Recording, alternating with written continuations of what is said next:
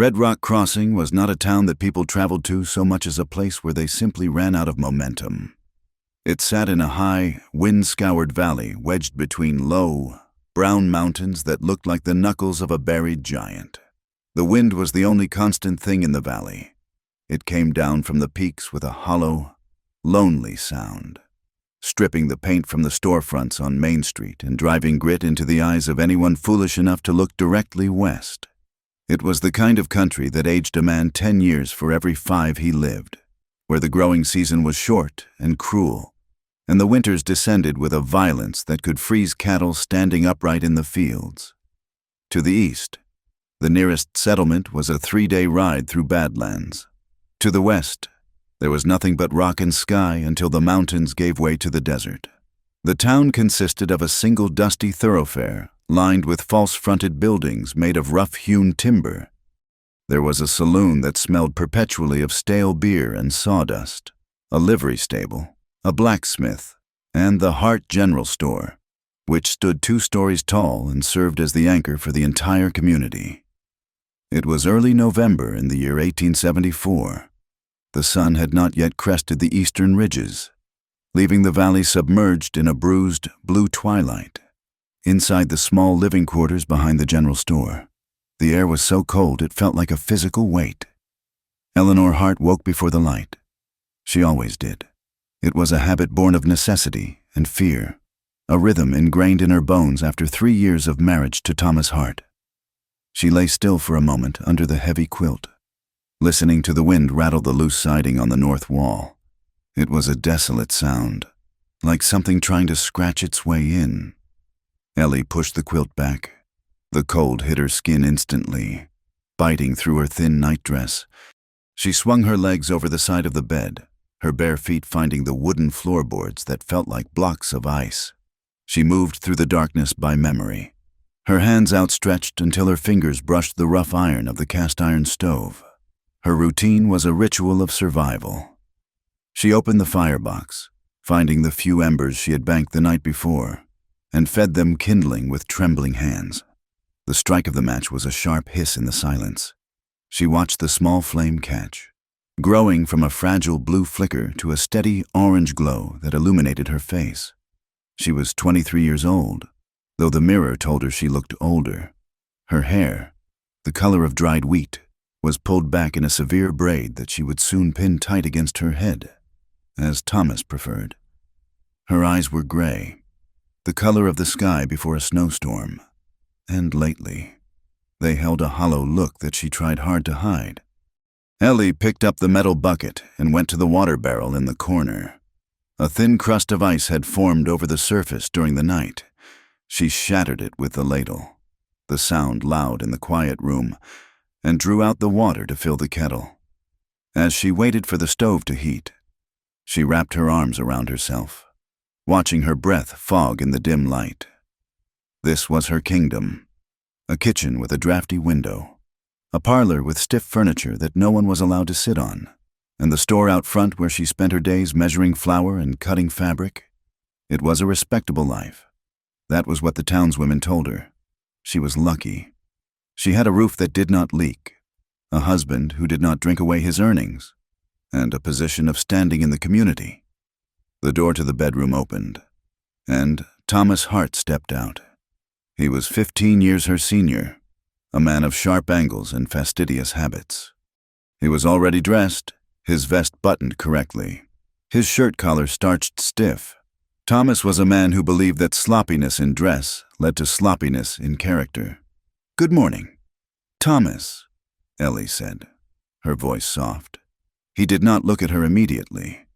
He walked to the small table where the ledger lay open, running a finger down a column of figures. "The coffee is not ready," he stated. It was not a question. "The stove was slow to catch this morning. The wind is drawing the heat up the flue." Thomas looked up then. His eyes were pale blue and unblinking. "You must wake earlier then. Eleanor, excuses do not boil water. I will remember," she said, lowering her gaze. He sat at the table, waiting for her to serve him. This was the dance they did every morning. Outwardly, it was the picture of a civilized frontier marriage, but underneath the politeness, There was a suffocating tension. Thomas' heart did not scream. He did not throw bottles. His cruelty was quiet. It was a slow erosion, like water dripping on stone. He watched her as she poured the coffee, his gaze critical. "You used too many grounds yesterday," he said, taking a sip. "I checked the inventory. We are a business, Eleanor, not a charity ward. Waste is a sin, I am sorry. Thomas, sorry does not put coin back in the till." He set the cup down and smoothed his mustache. He liked to remind her of what she owed him. It was his favorite topic of conversation. When Ellie's father had died 3 years ago, he had left behind nothing but gambling debts and a ruined reputation. Thomas had stepped in, paying the debts and offering Ellie marriage as a way to salvage her name. He never let her forget it. "I have meetings with the freighters today," Thomas said, slicing his bread with surgical precision. "You will manage the counter. Do not extend credit to the Miller family. They are 2 months behind, and I have heard they are planning to move south. I understand. And Eleanor," he added, his voice dropping an octave, smooth and cold. "Try to smile today. You have been walking around looking like a specter. It reflects poorly on me. People will think I do not provide for you. I provide you with everything, do I not?" he asked, waiting. "Yes, Thomas, you provide everything." He nodded, satisfied. "Then see that you look grateful." Ellie turned back to the stove so he would not see her face. The heat from the iron radiated against her stomach, and for a second, a phantom pain twisted inside her. It had been 2 winters ago. The memory was always there, lurking in the corners of the room. She had been 3 months along. She had been happy, terrifyingly happy, thinking that a child might fill the silence of this house, might even soften Thomas's sharp edges. But then came the pain, the blood, and the long, feverish night while the wind howled outside. When it was over, and there was no baby, only a hollow ache and a small bundle buried in the frozen earth behind the church. Thomas had not held her. He had stood at the foot of the bed, looking at her with disappointment, as if she had broken a piece of expensive merchandise. "The Lord gives and the Lord takes." He had said, "Perhaps it is a judgment. You were too proud. Eleanor, you were too focused on the child and not on your duties." The words had branded themselves into her soul. A judgment. She believed him because she had no one else to tell her otherwise. She felt broken, a vessel that could not hold what it was meant to carry. So she submitted. She followed his rules about the coffee grounds and the inventory and the sweeping, because if she was not a mother, and if she was not a good wife, then she was nothing at all. Outside, the sun finally broke over the mountains, casting a harsh, pale light over Red Rock Crossing. Caleb Morgan rode into town just past noon. He was part of a group of 4 men, but he rode a little apart from them, as if habit had taught him that solitude was safer. They had just finished a cattle drive that had started in Texas and ended at the railhead 40 miles north of here. They were dusty, trail-weary, and smelling of horse sweat and wood smoke. Caleb was a man built for hard country. He was tall, with shoulders that had broadened from years of throwing ropes and wrestling steers. He sat his horse with the easy grace of a man who spent more time in the saddle than on his feet. His face was weathered. The skin around his eyes crinkled permanently from squinting into the sun, and a jagged white scar ran along his jawline, disappearing into his collar. He had a limp, too, a bad one. It was the legacy of a horse wreck 3 years back that had crushed his knee. He favored the leg when he dismounted in front of the livery stable, wincing slightly as his boots hit the frozen mud. "You heading to the saloon, Morgan?" one of the other cowboys called out. "Later," Caleb said, his voice a low rumble. "I need supplies first. My tobacco pouch is empty, and I need fresh socks." "Suit yourself. Don't take too long." Caleb handed the reins of his bay gelding to the stable boy and tossed him a coin. "Rub him down good," he said, "and give him an extra scoop of oats. He earned it." He walked down the boardwalk toward the general store. The wind caught the brim of his hat, and he pulled it lower. He felt hollowed out, It wasn't just the physical exhaustion of the drive, which had been plagued by stampedes and bad water. It was the silence in his head. He carried ghosts, every man out here did, but Caleb's seemed heavier than most. He stopped for a moment outside the glass window of the Hart General Store, catching his reflection. He looked wild. He thought, rough. Not the kind of man who belonged in a place with glass windows and swept floors. He pushed the door open. A bell tinkled overhead, a bright, cheerful sound that seemed out of place in the gray afternoon. The store was warm. It smelled of roasted coffee, peppermint, oiled leather, and sawdust. It was a smell of civilization. Caleb took off his hat, shaking the dust from it, and stepped fully inside. The store was empty of customers. Behind the long, polished wooden counter stood a woman. Caleb stopped. She was slender, wearing a dress of gray calico with a high collar. Her hair was the color of dried prairie grass, pulled back so tight it looked painful, but it was her face that stopped him. She was looking down at a ledger, her brow furrowed, and for a moment, before she noticed him, she looked so incredibly lonely that it felt like a physical blow to witness it.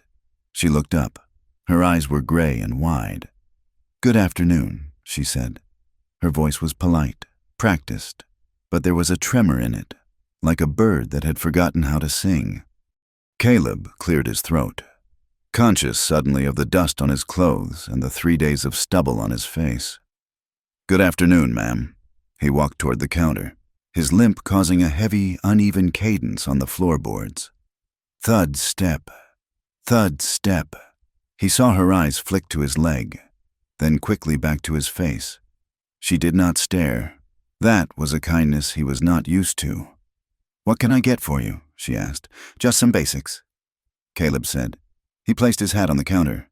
"I need a tin of tobacco, a box of matches, and 2 pairs of wool socks, if you have them." "We do. They are on the shelf behind you." He turned and found the socks, grabbing 2 thick gray pairs. When he turned back, she had already placed the tobacco and matches on the counter. Her movements were efficient, but there was a bruised exhaustion beneath her eyes that no amount of politeness could hide. He studied her for a second too long. "You look like you have been working a double shift, ma'am," he said softly. The personal comment seemed to startle her. She blinked, her hand pausing over the ledger. "It is just the winter coming on," she said, a robotic answer. "There is much to be done." Caleb nodded. "It is going to be a hard one. The horses have been growing their coats thick since October." He saw a flicker of something in her eyes. Not fear, exactly, but a hunger for conversation that she was trying to suppress. "I need a sack of flour, too," Caleb added. 50 pounds. The boys at the bunkhouse will need biscuits." "Of course." She came around the counter. The flour sacks were stacked near the door. Heavy canvas bags settled on a pallet. She bent down to grab one. Caleb frowned. "That is too heavy for you, ma'am." "Let me get it. I can manage," she said quickly. She sounded panicked, as if accepting help was a violation of some rule. She gripped the top of the sack and heaved. It was heavy, dead weight. She lifted it a few inches, but her boots slipped slightly on the sawdust. The sack lurched sideways, threatening to fall and burst. "Whoa!" Caleb said. He moved instinctively, faster than a man with a bad leg should be able to move. He reached out and caught the sack before it hit the floor, his hand clamping over the canvas. But in doing so, his hand landed directly over hers. Time seemed to stop. The store went silent. The wind outside ceased its howling. The only thing in the world was the heat of his hand over her gloved fingers. Caleb froze. He could feel the fine bones of her hand beneath the fabric. He could feel a tremor running through her, a vibration that went straight up his arm and settled in his chest. He looked at her. She was staring at their joined hands. Her breath caught in her throat. Her lips parted in shock. He should have pulled away. He knew he should have pulled away. But he didn't. Not for a heartbeat. Not for 2. He looked at her face, and he saw the panic there. But beneath the panic, he saw something else, a desperate, terrifying awareness. A spark. It was intimate. It was more intimate than anything he had felt in years. It was the sudden realization of warmth in a frozen world. Ellie snatched her hand away as if she had been burned. She stumbled back a step, her back hitting the counter. A nervous, breathless laugh escaped her lips. "I'm sorry," she whispered. "I'm so clumsy." Caleb slowly straightened the sack, lifting the 50 pounds as if it were feathers, and set it gently on the counter. His heart was hammering against his ribs, a heavy, dull rhythm. "No harm done," he said. His voice sounded rough to his own ears. He looked at her. Her cheeks were flushed a deep, alarming crimson. She refused to meet his eyes. She began tallying the bill, her pen scratching frantically against the paper, but he could see that her hands were shaking. "That will be $3.10, she said, staring at the numbers. Caleb dug into his pocket and pulled out the coins. He placed them on the counter. Careful, so careful, not to touch her again. "Thank you, ma'am." She nodded, still not looking up. Caleb took his supplies. He wanted to say something else. He wanted to tell her that she didn't need to be afraid of a sack of flour, or of him. But he knew better. He was a drifter with a limp and a dark past, and she was a respectable woman with a gold ring on her finger. He turned and walked out, the bell jingling cheerfully behind him, mocking the heaviness in the room. From the shadows of the back storeroom, Thomas Hart watched the door close. He stood perfectly still, a clipboard in his hand. He had been back there checking the inventory of tinned peaches when the bell had rung. He had watched the entire exchange through the crack in the doorframe. He had seen the cowboy. He had seen the way the man looked at Eleanor. And he had seen Eleanor. He walked out into the main room. The floorboards creaked under his polished boots. Eleanor jumped. She spun around, her hand going to her throat. "Oh, Thomas, I did not know you were back. I came in through the rear delivery door," he said smoothly. He walked to the counter and looked at the coins the cowboy had left. Then he looked at the ledger. "Who was that?" Thomas asked. "I do not know his name, just a drover passing through. He bought flour and tobacco." Thomas moved closer to her. He entered her personal space, looming just enough to make her shrink back. "You seemed quite friendly with him." "Friendly? No, Thomas, I was just serving him. I saw you. Eleanor." The air left the room. Ellie felt the blood drain from her face. The sack slipped. She stammered. He caught it. That was all. Thomas reached out and took her hand, the same hand Caleb had touched. He held it by the wrist, his fingers circling the delicate bones. He squeezed. It was not a crushing grip, not yet, but it was firm, inescapable, a warning. "You allowed a strange man to put his hands on you," Thomas said. His voice was devoid of emotion, which made it worse. It was the voice of a judge passing a sentence. "It was an accident," Ellie whispered. "Appearances matter. Eleanor, we are pillars of this town. If people see you giggling and touching strange cowboys, they will think you are loose. They will think you are common." "I was not giggling." "Do not contradict me." He squeezed harder. Ellie gasped, a sharp intake of breath. She looked down at her wrist. His thumb was digging into the tendon. It would leave a bruise. It always did. "You are my wife," Thomas said, bringing his face close to hers. "You represent me. Do not shame me. Eleanor, I saved you from the gutter. Do not make me regret it." He held her gaze for a long moment, letting the fear settle in her eyes. Then, abruptly, he released her. "Go to the back," he said, turning away as if she were of no more consequence than a crate of dry goods. "Count the coffee sacks again. You missed 2 in your tally yesterday." Ellie swallowed down the bile in her throat. She swallowed the anger, the humiliation, and the sudden, stinging tears. She rubbed her wrist, feeling the ache where his fingers had been. "Yes, Thomas." She turned and fled to the back room, the sanctuary of the shadows. That evening, the wind died down for the first time in days. The silence that followed was ringing and absolute. Ellie stood behind the store, on the small wooden loading dock. She had wrapped a shawl around her shoulders, but the cold still seeped through. She was looking west, toward the rocky hills where the sun was setting. The sky was a violent tapestry of blood, orange and bruised purple. The landscape looked beautiful and terrifying, vast enough to swallow a person whole without leaving a trace. She felt heavy. The interaction with Thomas had left her feeling small and dirty, as it always did. But beneath that, there was something else, a humming in her veins. She looked at her hand. She could still feel the phantom warmth of the cowboy's touch. It was a terrifying sensation. She should be repulsed. She should be ashamed. But she wasn't. She was starving. She was so starved for a gentle touch that a stranger catching a sack of flour felt like a lifeline thrown to a drowning woman.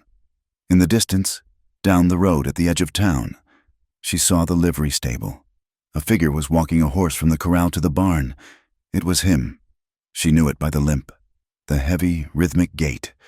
He stopped, even at this distance, 200 yards away. She felt it. He stopped and turned. He looked toward the store. He looked toward her. She stood frozen, silhouetted against the dying light. He was just a dark shape, a shadow against the earth. They stood there for a long minute, two specks in a vast, indifferent wilderness, connected by a thin, invisible thread of awareness. Neither of them waved. Neither of them moved. Then, the cowboy turned and led his horse into the darkness of the barn. Ellie let out a breath she didn't know she was holding, turned, and went back into the prison of her home. Caleb lay on the bunk in the bunkhouse that night. The room smelled of unwashed men and damp wool. The other cowboys were playing cards at a small table, their laughter loud and jarring. Caleb stared at the ceiling. The wood was knotted and rough. He should leave. He should saddle up in the morning and ride to the next town. There was work in Cheyenne. There was work in Montana. But he knew he wouldn't. He closed his eyes, trying to sleep. But the old nightmare was waiting for him. He saw the river, the Brazos, swollen with rain 3 years ago. He saw the flash flood coming down the canyon like a wall of brown muscle. He heard the screaming of the horses. He saw the faces of the 3 boys. They were young. Green hands he had hired. He was the trail boss. It was his job to keep them safe. He had told them to cross. He had given the order. He watched them go under. He felt the water tearing at his own legs, smashing his knee against a boulder, crippling him, but he had lived. They hadn't. My fault, the voice in his head whispered. Always my fault. He opened his eyes, gasping for air, his heart racing. The bunkhouse was dark now. The others had blown out the lantern. He turned on his side, trying to find a comfortable position for his bad leg. But as the panic of the memory faded, another image replaced it. He saw the woman in the store, Eleanor. He saw the bruise of fatigue under her eyes. He saw the way she had flinched when the sack slipped, and he remembered the way her hand had felt under his, small, capable, and trembling. She was married. She was forbidden. She was part of a world he had no place in. But as Caleb drifted into a restless sleep, the image of her guarded, gray eyes pushed back the ghosts of the drowning boys, if only for a little while. He knew then that he wasn't just passing through Red Rock Crossing. He was already caught. Winter arrived in the high valley not with a whisper, but with the heavy, grinding slam of an iron door. By late November, the sky had lowered itself until it seemed to scrape the tops of the telegraph poles. A permanent ceiling of bruised slate gray that promised nothing but hardship. The wind changed its voice, losing the mournful howl of autumn and adopting a thin, shrieking whistle that sought out every crack in the chinking of the log cabins and every gap in a woolen coat. The ground froze hard as granite. The mud of Main Street, once a sucking trap for wagon wheels, turned into a rutted washboard that rattled teeth and broke axles. Travel to the distant settlements became a gamble that few were willing to take, and Red Rock Crossing drew in upon itself like a tortoise retracting into its shell. In this shrinking world, the Hart General Store ceased to be merely a place of commerce and became the singular lifeline for the valley. Settlers from the outlying homesteads, men with wind-burned faces and women with hands roughened by lye soap, made desperate, hurried trips to stock up on flour, beans, and kerosene. They looked at the sky with fearful eyes and counted their coins with trembling fingers. Thomas Hart thrived in this season. He was a man who understood leverage. and winter gave him the ultimate advantage. Supply lines were choking off, freight wagons were delayed by snow in the passes, and prices were climbing. He moved behind his counter with a sharp, predatory efficiency. His ledger always open, his pencil tip always sharp. He needed help.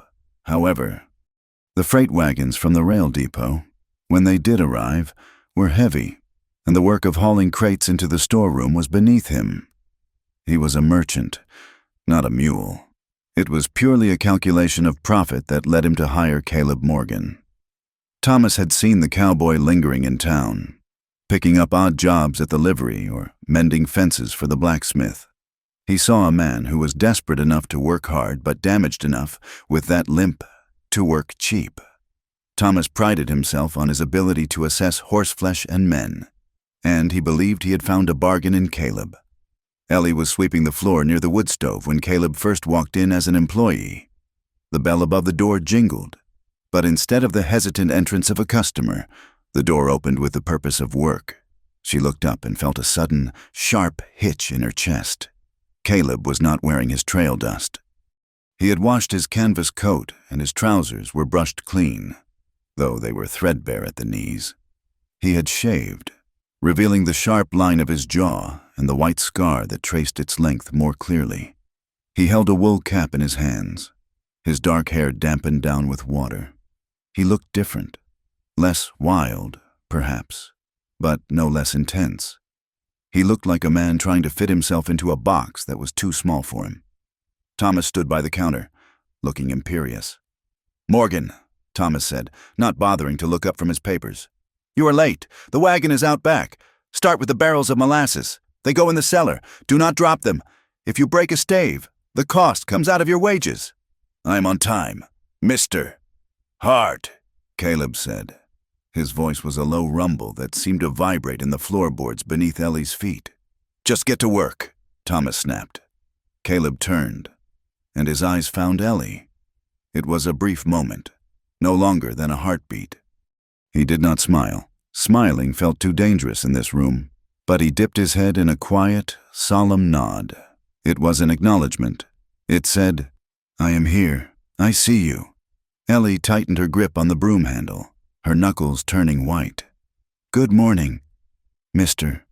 Morgan," she whispered, though the words were lost under the sound of Thomas shifting crates. "For the next 2 weeks." Caleb became a fixture in her periphery. He was there in the mornings, hauling ice-crusted logs for the stove. He was there in the afternoons, stacking 50-pound sacks of grain until they formed a wall against the back of the store. He spoke little, and never to her when Thomas was in the room, but his presence changed the air. The store, usually a place of cold silence and sharp reprimands, felt different with him in it. There was a solidity to him. When he lifted something heavy, he did not grunt or complain. He simply exhaled a sharp breath and did the work. Ellie found herself watching the muscles in his back shift under his coat, watching the way he favored his bad leg, protecting it without slowing down.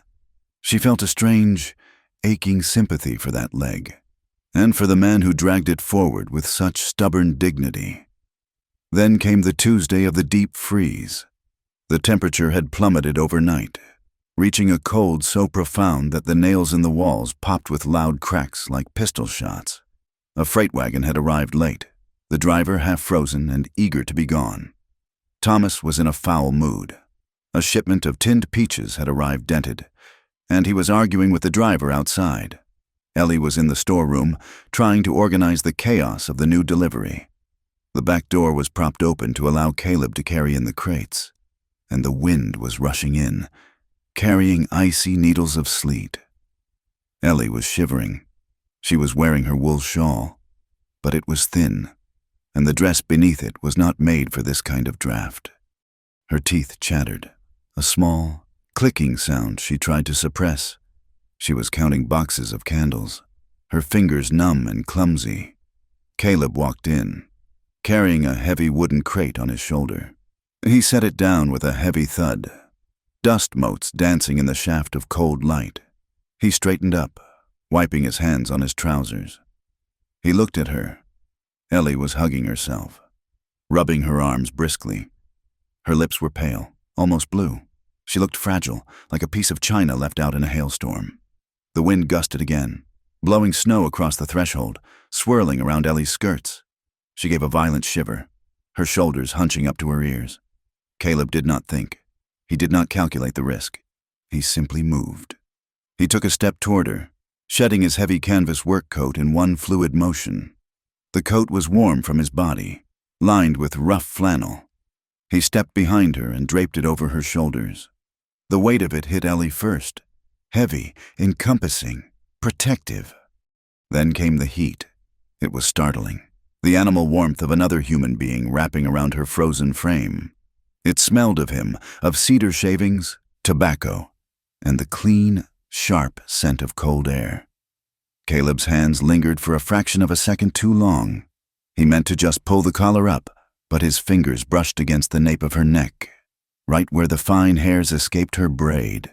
His skin was rough, calloused from labor, but his touch was shockingly gentle. Ellie went rigid.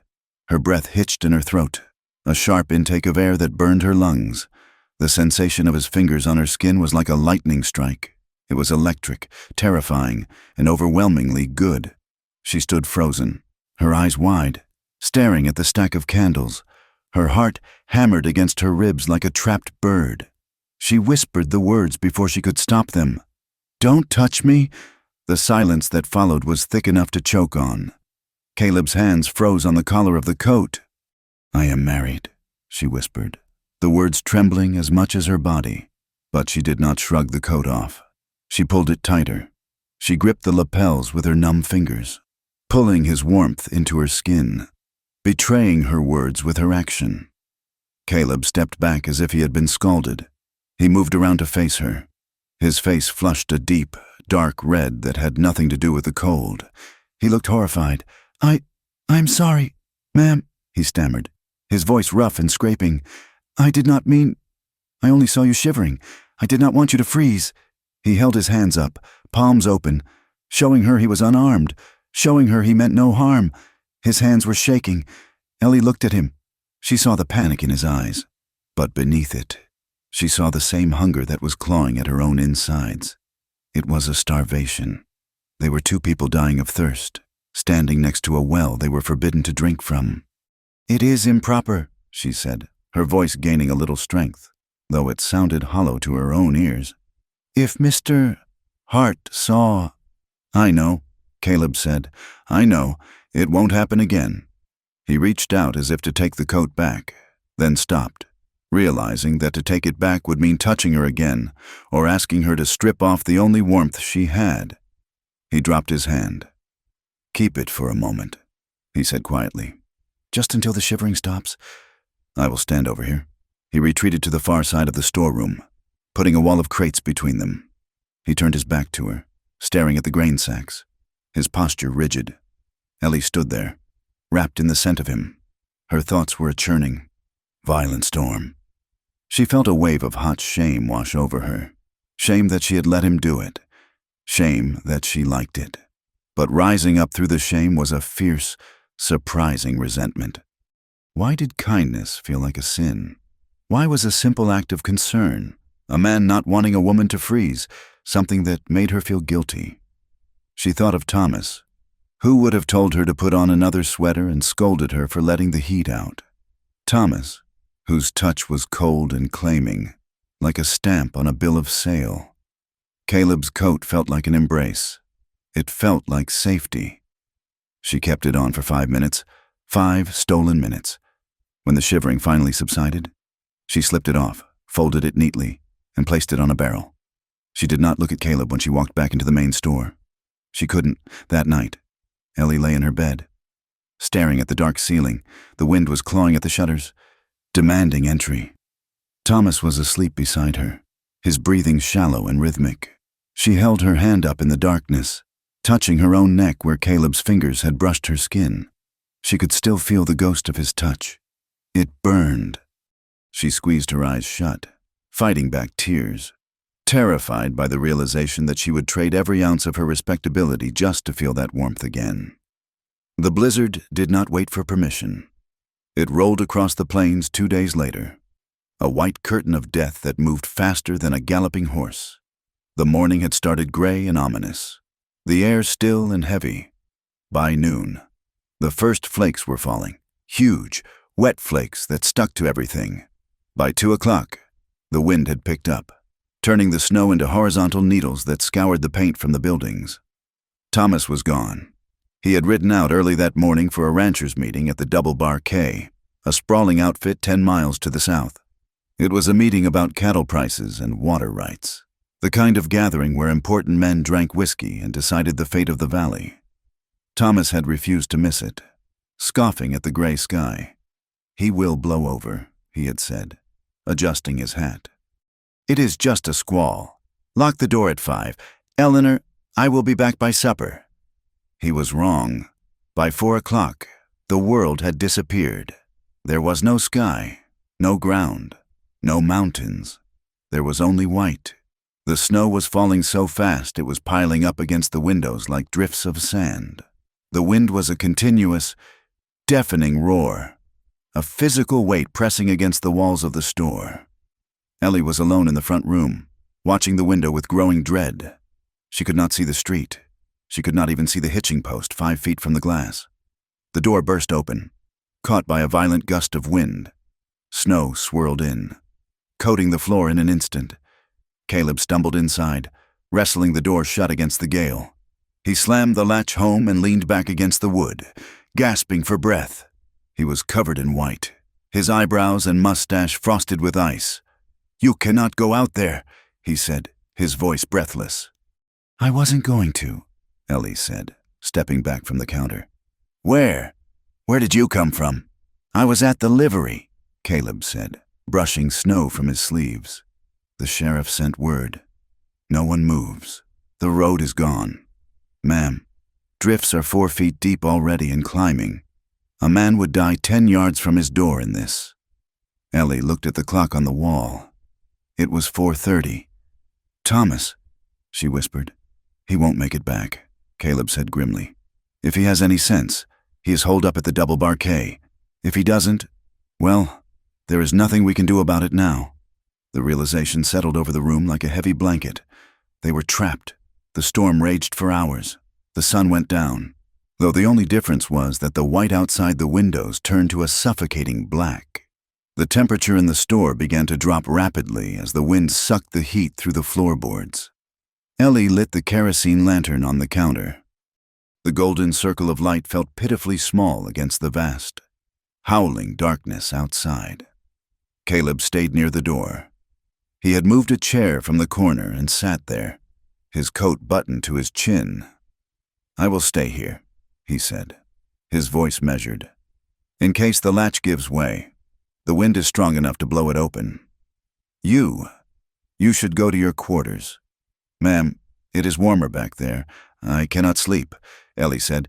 She was standing by the stove in the center of the room, wringing her hands. The living quarters felt too quiet, too lonely. The wind sounded like wolves scratching at the siding back there. "Suit yourself," Caleb said softly, "but stay near the fire." The hours dragged on.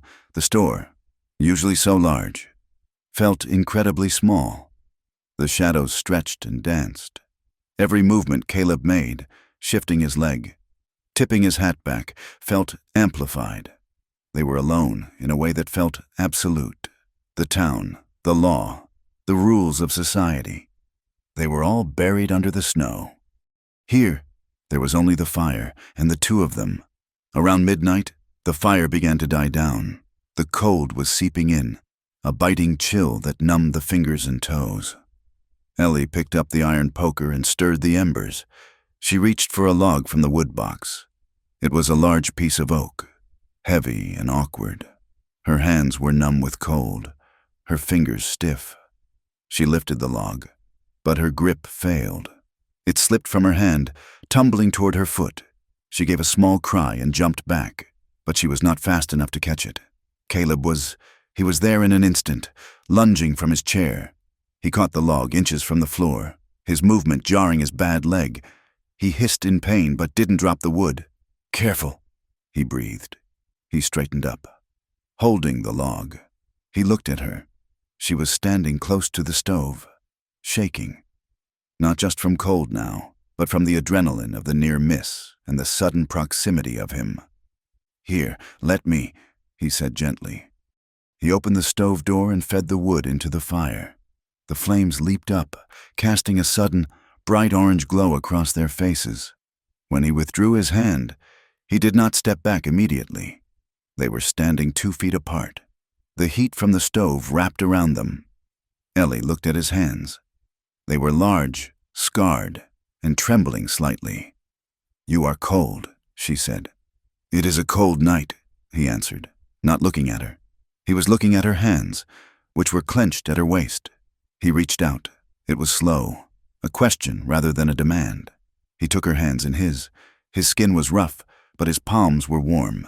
He rubbed her hands between his, a rhythmic, chafing motion meant to bring blood back to the fingers. Ellie watched their hands. It was an intimacy that felt more profound than a kiss. It was care.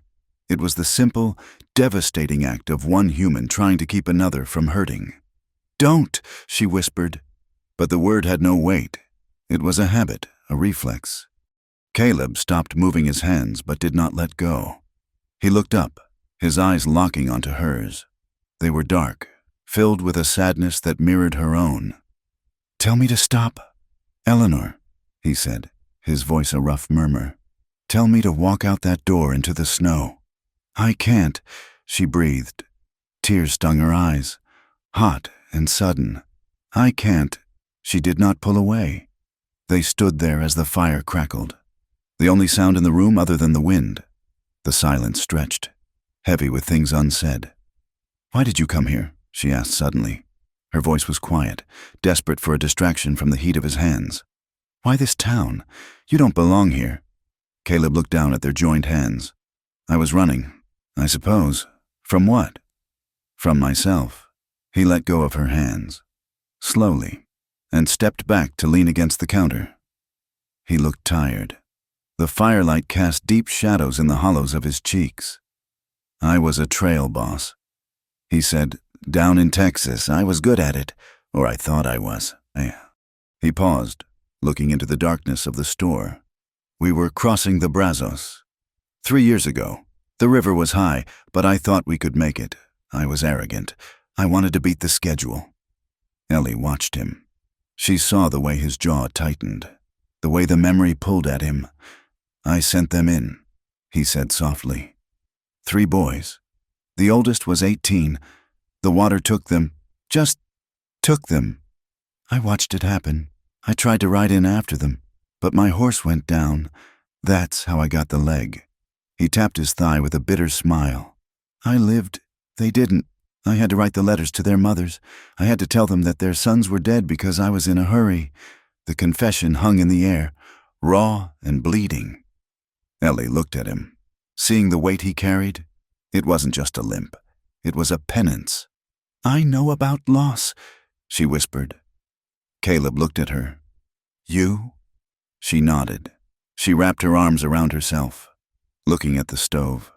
2 winters ago, she said. "I was with child." Caleb went very still. "I was happy," she said, her voice cracking. I thought it would fix things. I thought it would make this house a home. But I lost it, in the night. There was so much blood." She looked up at him, her eyes swimming with tears. Thomas said it was a judgment. She confessed. The words tumbled out. The secret she had kept locked in her chest for 2 years. He said God gives and takes, and that I must have been too proud. He said I was broken. Caleb's face twisted. A flash of anger, pure and white-hot, crossed his features. "He said that to you?" Caleb asked, his voice low and dangerous. Ellie nodded, a tear spilling over and tracking down her cheek, and I believed him. "Because I am empty. Caleb, I am just a shell where a person is supposed to be." "No," Caleb said. He moved toward her. He closed the distance in 2 strides. "No," he repeated firmly. He reached out and placed his hands on her arms, right near her shoulders. He gripped her through the wool of her dress. It was not a tentative touch this time. It was solid. It was grounding. "You are not broken. Eleanor, you are the strongest thing I have seen in this God-forsaken valley. Ellie began to shake. A sob ripped its way out of her throat. A harsh, jagged sound. She had held it in for so long. She leaned forward, just an inch, her forehead tipping toward his chest. Caleb's hands tightened on her arms, steadying her. He could feel her tremors. He wanted to pull her in. He wanted to wrap his arms around her and hold her until the shaking stopped, until the ghost of Thomas's cruel words was crushed out of existence. He leaned down. His face was inches from hers. He could feel the warmth of her breath on his chin. He could smell the lavender soap she used, mixed with the wood smoke. Ellie looked up. Her eyes were wide, searching his face. She saw desire there. Yes, but she also saw reverence. She saw a man who looked at her not as a possession, but as a miracle. They leaned closer. The air between them hummed with tension. It would be so easy. Just one movement, just one tilt of the head. Their breath mingled. A small cloud in the cold room. Caleb's thumbs brushed against her sleeves. Then, abruptly, they both pulled back. It was as if an invisible wire had snapped tight. The reality of who they were, a wife, a drifter, a forbidden moment, crashed back in. Caleb stepped back, his hands falling to his sides. He looked shaken. Ellie took a step toward the stove, turning her face away to hide the fresh tears. We should try to rest," Caleb said, his voice strained. "The fire will hold for a while." "Yes," Ellie whispered. "Yes." She retreated to the back room, closing the door but not latching it. She lay on her bed fully clothed, listening to the wind die down, her heart aching with a pain that felt dangerously like hope. Dawn broke not with sunlight, but with a pale, ghostly luminescence. The storm had passed in the night, leaving behind a silence so profound it felt like the world had held its breath. Ellie walked out into the main store. The fire was dead ash. Caleb was standing by the front window, scraping a small circle in the frost on the glass. He turned when he heard her. He looked tired, his eyes shadowed, but when he looked at her, the mask was gone.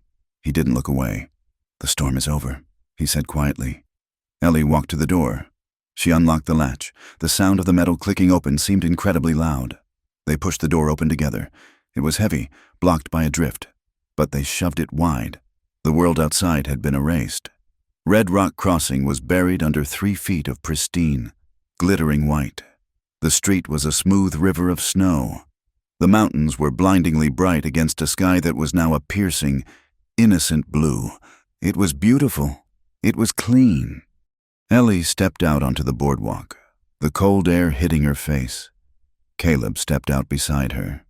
They stood shoulder to shoulder, looking out at the frozen town. They didn't touch. They didn't need to. The space between them was no longer empty. It was filled with the secrets they had shared in the dark. Caleb looked at her profile. "I will shovel the walk," he said, "before he gets back." Ellie nodded. "Thank you, Caleb." She looked at him then.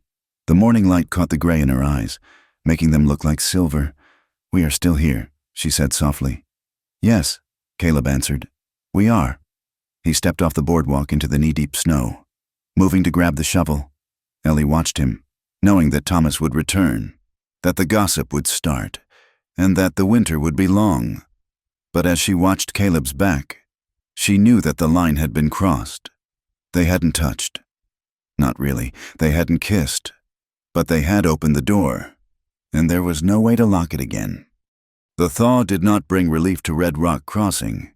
It brought mud, a sucking, clay-heavy mire that turned the main street into a brown river.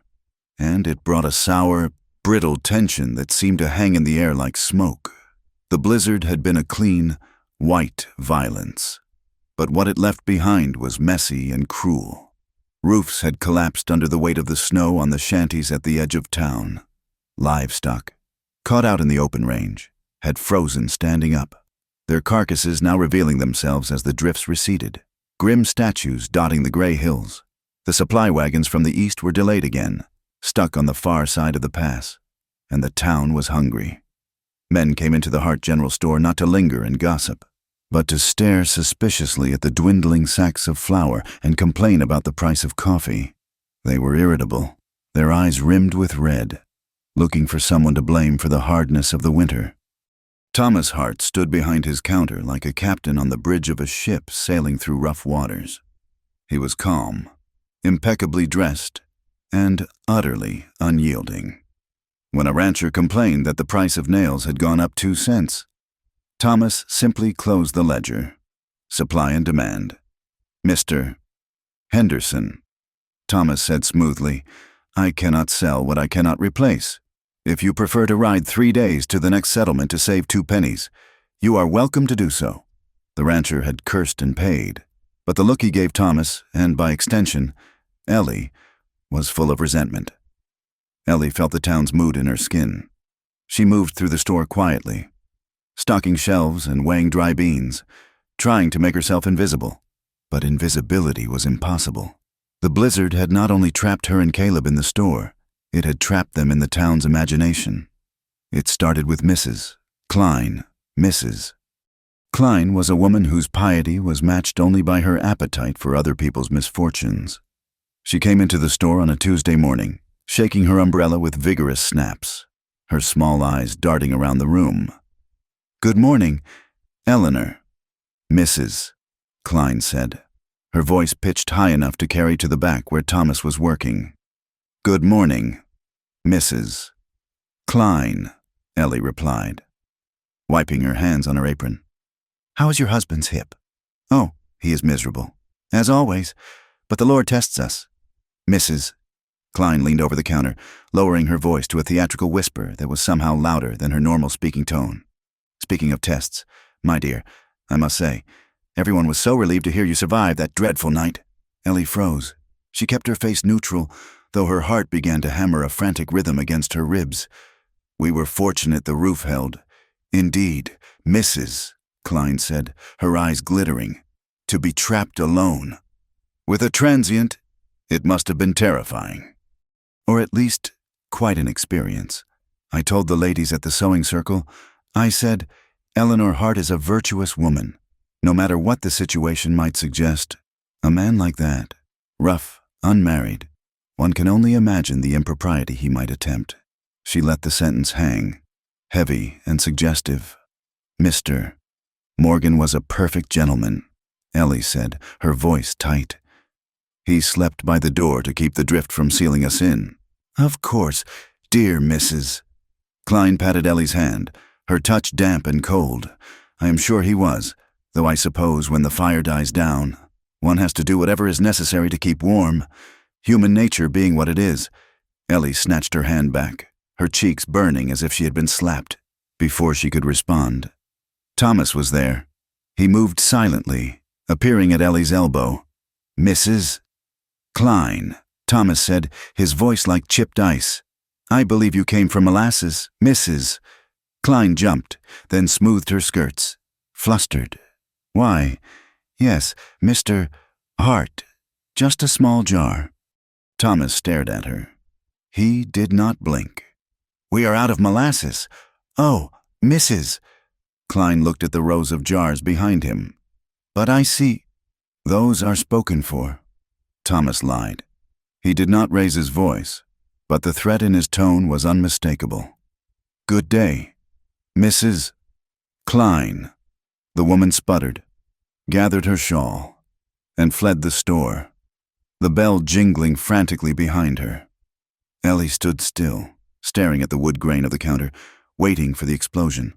She could feel Thomas's anger radiating off him. It was not a hot fire. It was a cold, suffocating pressure. He did not speak to her immediately. He waited until the store was empty, locked the door for the midday break, and turned the sign to closed. "Thomas," Ellie began. He held up a hand. Silence. He walked around the counter and stood in front of her. He looked at her with a mixture of pity and disgust, the way one might look at a soiled garment. "Do you hear them, Eleanor?" he asked softly. "Do you hear how they speak of you? I cannot control what Mrs. Klein thinks." "Thomas, nothing happened.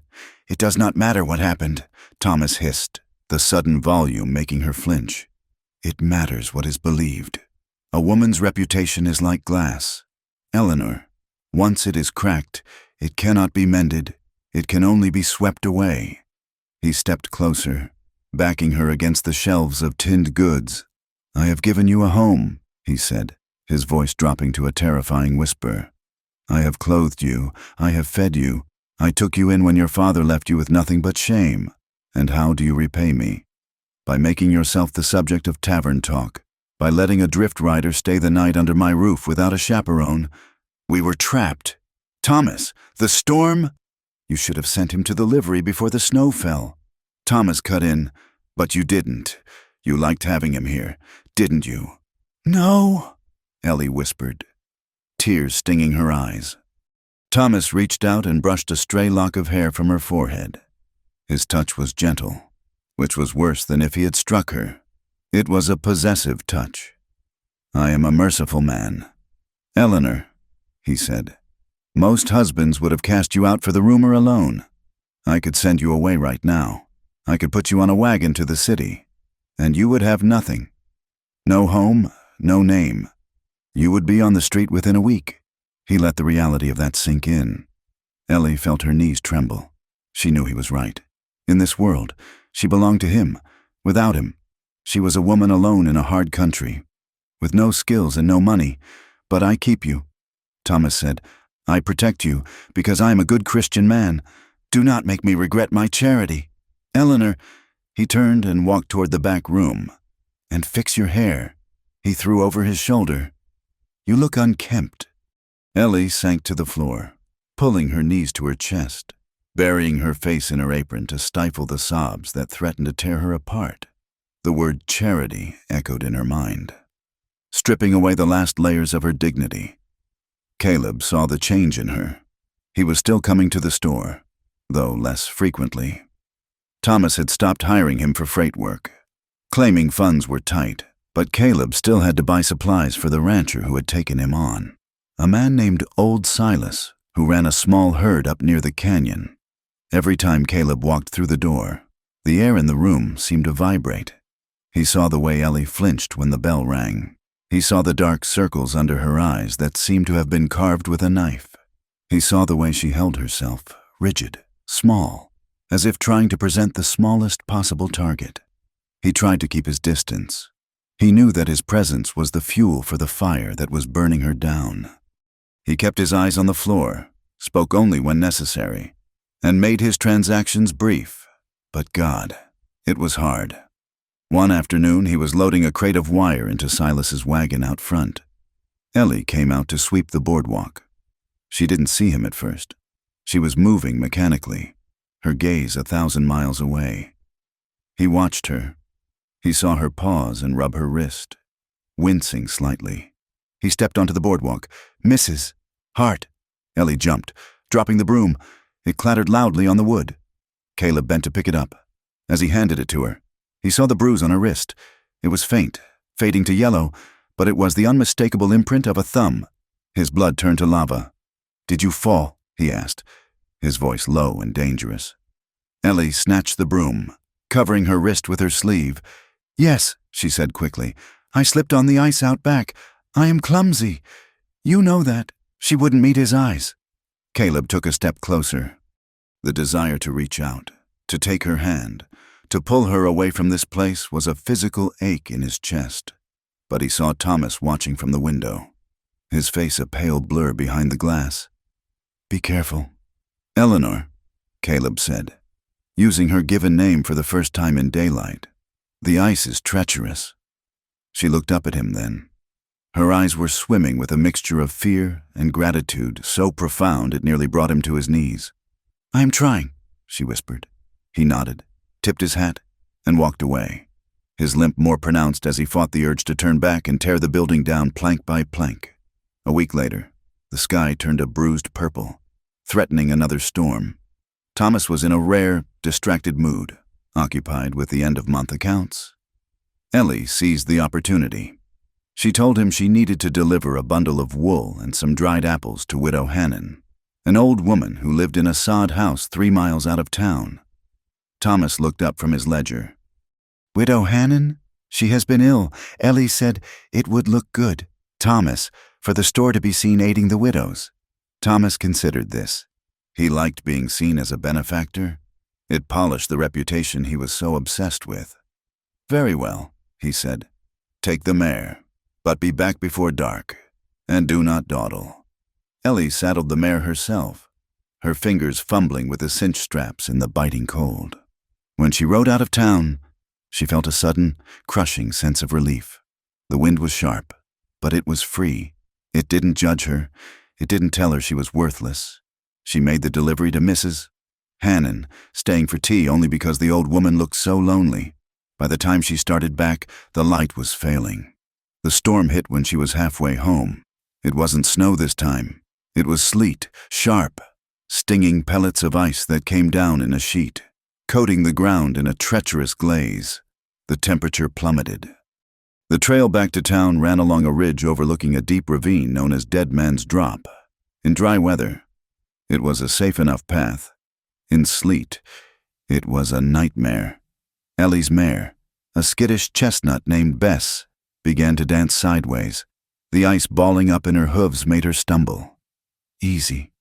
Bess, Ellie soothed, her voice snatched away by the wind. Easy now. She tightened her grip on the reins, her heart pounding. The sleet was blinding her. She could barely see the edge of the trail, but she knew the drop was there, 50 feet of jagged rock and scrub brush. A crack of thunder, rare for winter, split the air. Bess panicked. She reared, her hooves scrabbling for purchase on the slick mud and ice. Ellie screamed. She fought for control, but the mare spun, her hind legs slipping over the edge of the trail.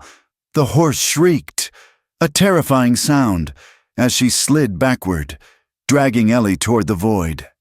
Ellie kicked her feet free of the stirrups, preparing to jump, but the mare lurched violently, pinning Ellie's dress against the saddle horn. She was trapped. She felt the ground give way, the world tilted. She closed her eyes, waiting for the fall. Then, through the roar of the wind, she heard a shout. "Hold on!"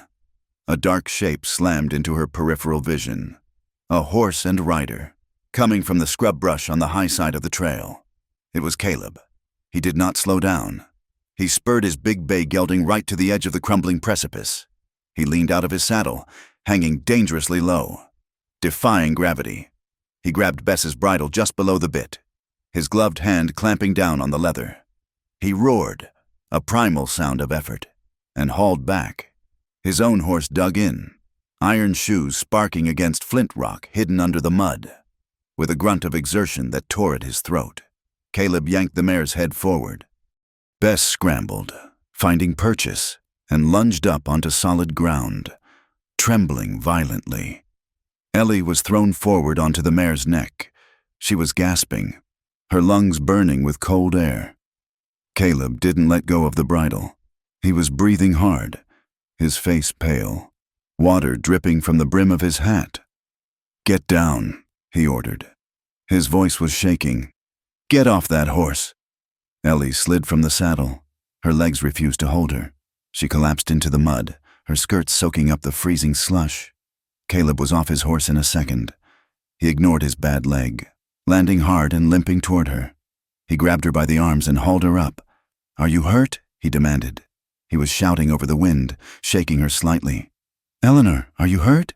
"No," she gasped. I don't think so." He stared at her, his eyes wide and wild. He looked terrifying. He looked like a man who had just watched a ghost materialize. "You almost went over," he said. His voice broke. "You almost—" He stopped. He looked at the trail, then at the sky. The sleet was coming down harder, turning to freezing rain. They were soaking wet, shivering, and miles from town. "We can't make it back," he said. "Not in this. The horses will break a leg." "Where?" Ellie asked, her teeth chattering so hard she could barely form the word. "There is a line shack, just over the rise. Come on." He didn't ask. He lifted her. He put his hands on her waist and hoisted her up onto his horse, settling her in front of his saddle. He swung up behind her. He wrapped one arm around her waist to hold her steady. taking the reins with the other. He grabbed Bess's lead rope. "Lean back," he said into her ear. Ellie leaned back, her back pressed against his chest. She could feel his heart pounding, a frantic, heavy rhythm that matched her own. He was solid. He was warm. And for the first time in hours, she didn't feel like she was falling. The line shack was little more than a pile of rocks and timber huddled against a cliff face. It had been abandoned by shepherds years ago.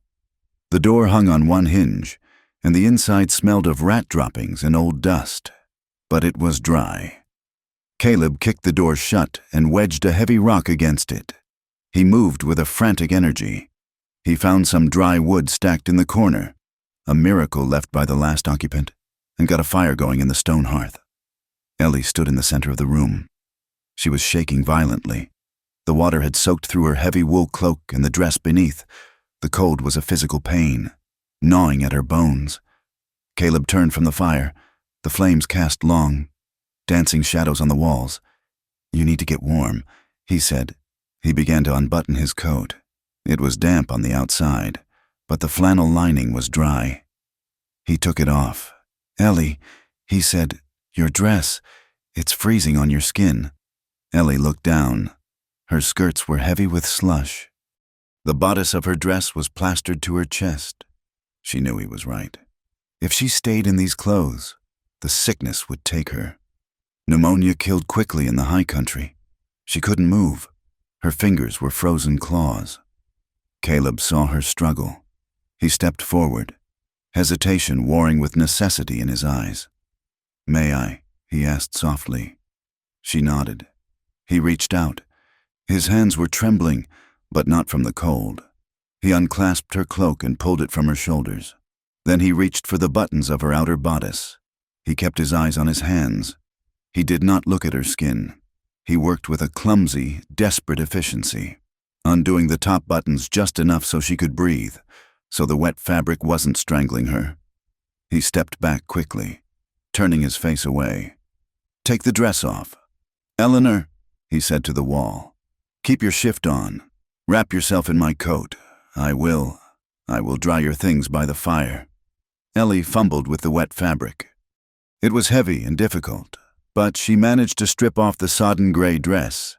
She was left in her chemise and petticoats, which were damp but not soaked. She pulled Caleb's coat around her. It swallowed her. It smelled of him, leather, horses, and rain. She wrapped it tight, shivering. "Done," she whispered. Caleb turned back. He kept his eyes strictly on her face. He took the wet dress from the floor and draped it over a log near the fire. They sat on the dusty floorboards, close to the flames. The heat began to radiate outward, stinging their numb skin. Caleb sat with his knees pulled up, staring into the fire. His jaw was clenched tight. He looked like a man in pain. Ellie watched him. The adrenaline was fading, leaving behind a hollow, trembling exhaustion. She felt a rush of emotion so complex she couldn't name it. Embarrassment, yes, but also gratitude, and something deeper, a hunger. He had saved her. He hadn't asked if she was worth saving. He hadn't asked about her reputation. He had just reached out and pulled her back from the edge. "Caleb," she said softly. He glanced at her, then away. "Don't," he said roughly. "Don't look at me like that." "Like what?" "Like I'm a hero. I'm just a man who happened to be checking fences." "You caught me," she said. "You caught me." Caleb laughed, a bitter, short sound. "I seem to make a habit of it." He reached out to stir the fire. His hand brushed her knee through the coat. He froze. Ellie flinched. The words rose automatically to her lips, the shield she had been trained to use. "Don't touch me," she whispered. Caleb yanked his hand back as if bitten. "I'm sorry, But Ellie reached out. She caught his hand before he could pull it away. Her fingers were small and pale against his weather-beaten skin. She squeezed his hand. "Please," she whispered, her voice breaking. "Please, just don't let me fall again." The admission hung in the air, fragile and devastating. It wasn't about the ravine. It was about everything. The loneliness, the cruelty, The silence of her life. Caleb looked at her. He looked at her hand gripping his. He turned his hand over, interlacing his fingers with hers. "I won't let you fall," he vowed. Ellie let out a sob. It started low in her chest and tore its way out. The dam broke. She leaned forward, burying her face in her hands, her shoulders shaking with the force of her weeping. "I wish I had gone over," she choked out. Caleb went still. "What? I wish I had gone over," she cried, lifting her tear-streaked face. Sometimes I stand at the window and I think about it. Just disappearing, just stopping. I am so tired. Caleb, I am trapped in a box and the walls are closing in and I can't breathe." She was hysterical now, the grief of years pouring out in a torrent. "Thomas, he looks at me like I am a thing he bought cheap, and I have to be grateful. I have to say thank you for the bread, thank you for the roof, thank you for letting me breathe your air. I hate it. I hate him, and I hate myself for being too weak to leave. Ellie." Caleb groaned. He moved. He couldn't help himself. He shifted on the floor and reached for her. He cupped her face in his hands. His thumbs brushed away the hot tears that were tracking through the dirt on her cheeks. "You are not weak," he said fiercely. "You are surviving." "I don't want to survive," she cried. "I want to live." She looked at him. Her eyes were wide, desperate, searching. Her lips were parted. Caleb's hands were trembling against her skin. He looked at her mouth.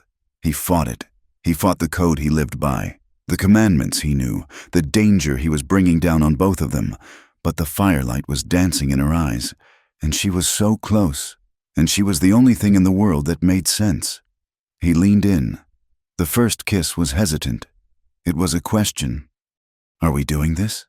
Ellie made a small sound in her throat, a whimper of need. She pressed forward. She didn't pull away. She leaned into him, her hands coming up to grip his wrists. Then the hesitation shattered. Caleb groaned and deepened the kiss. It wasn't gentle. It was desperate. It was the taste of rain and salt tears and years of starvation. He kissed her like a drowning man finding air. He kissed her with all the anger he felt toward Thomas and all the tenderness he felt for her. Ellie responded with a ferocity that frightened her. She opened to him. She clung to him. She felt his stubble grazing her chin, the heat of his mouth, the solid weight of his body.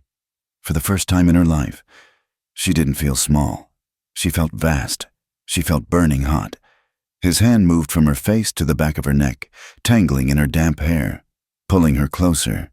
She pressed her chest against his, the heavy wool coat the only barrier between them. For a minute, 60 seconds of insanity. They were not a married woman and a drifter. They were just two souls fusing together in the dark. Then, reality struck Ellie like a physical blow. She gasped and pulled back, shoving against his chest. She scrambled backward, her back hitting the rough timber wall. She stared at him, her chest heaving, her lips swollen and red. "Oh God," she whispered. "Oh God, what have I done?" Caleb stayed where he was. He was breathing hard, his eyes dark and dilated.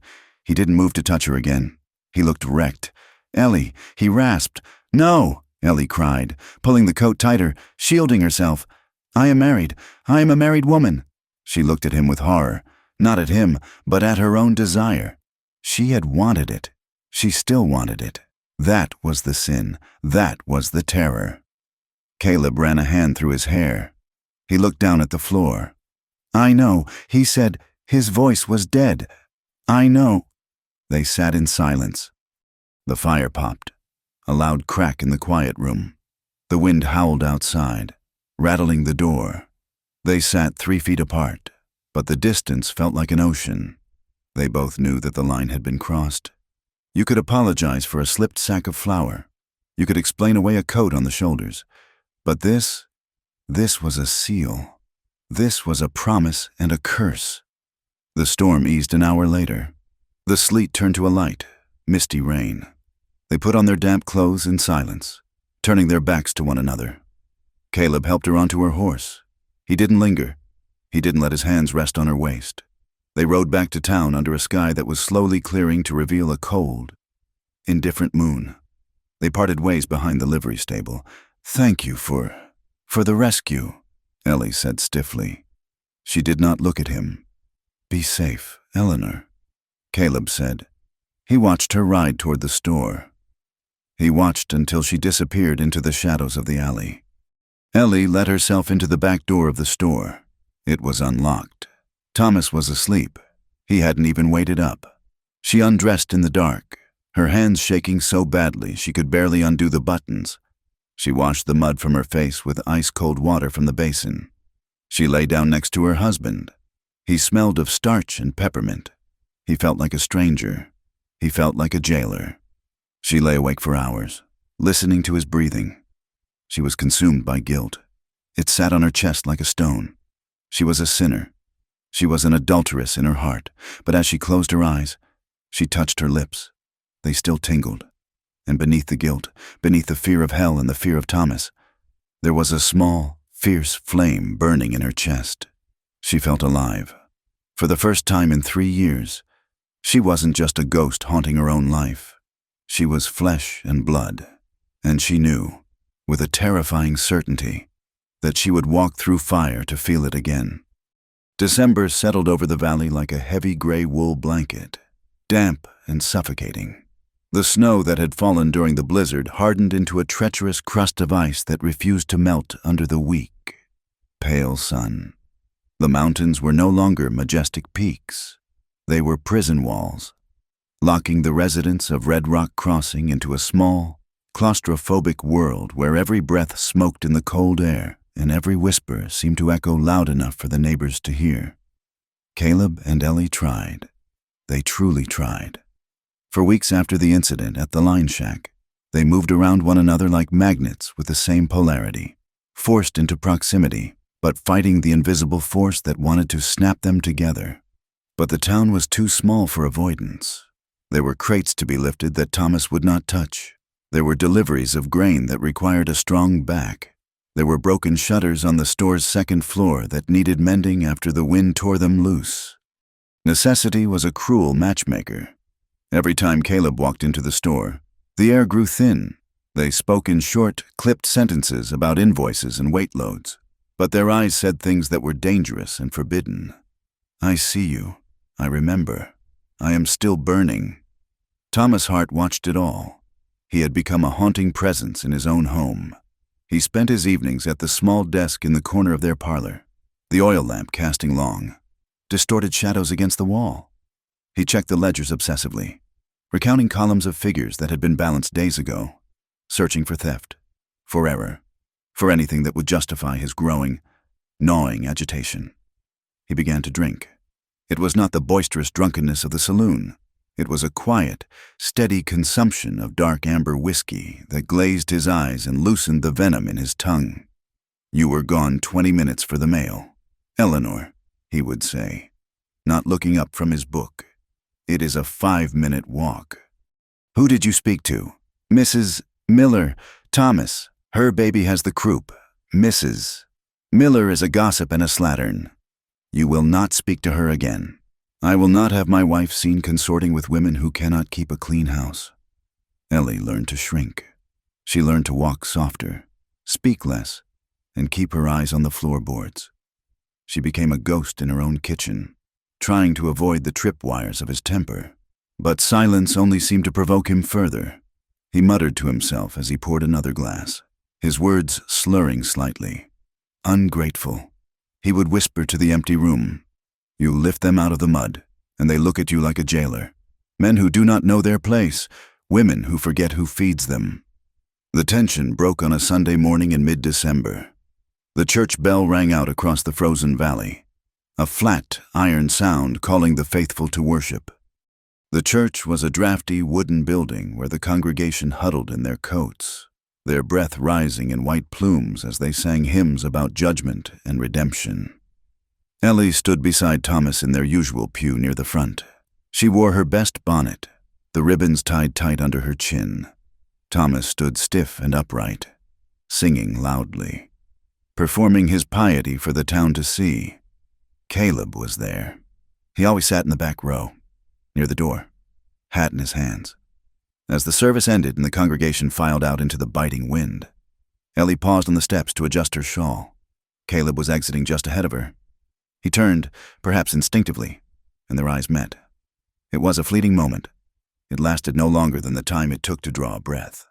But in that glance, there was a nakedness, a shared memory of the fire in the line shack, of the desperate kiss, of the feeling of his heart beating against hers. A woman near the steps, Mrs. Klein, saw it. She nudged her neighbor. Heads turned. A whisper rippled through the crowd like wind through dry grass. Thomas saw it too. He gripped Ellie's elbow, his fingers digging into the flesh through her coat. "Come, Eleanor," he said, his voice a low growl. The following Sunday, the atmosphere in the church was heavy with anticipation. The Reverend, a thin man with eyes like burning coal, took the pulpit. He did not preach on forgiveness. He did not preach on charity. He preached on the sin of the wandering eye. The adulteress is a deep pit. The Reverend thundered, slamming his hand onto the wooden lectern. She lies in wait for the soul of the righteous man. She is the rot in the floorboards of the home.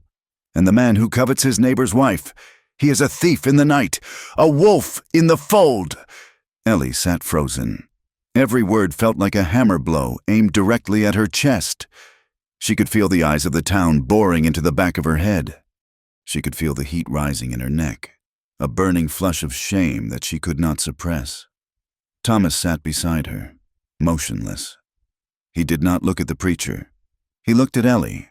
A small, satisfied smile played on his lips, as if the Reverend were reading from a script Thomas himself had written. At the back of the church, Caleb sat rigidly. His knuckles were white where he gripped the brim of his hat.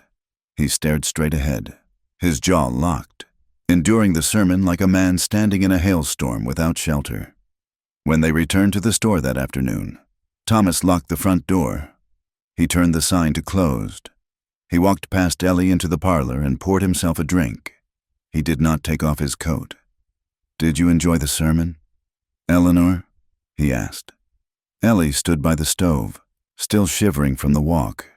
"It was intense." "Thomas, it was necessary," Thomas corrected. He turned to face her, the glass in his hand. "The Reverend has a sharp eye. He sees the sickness in this town.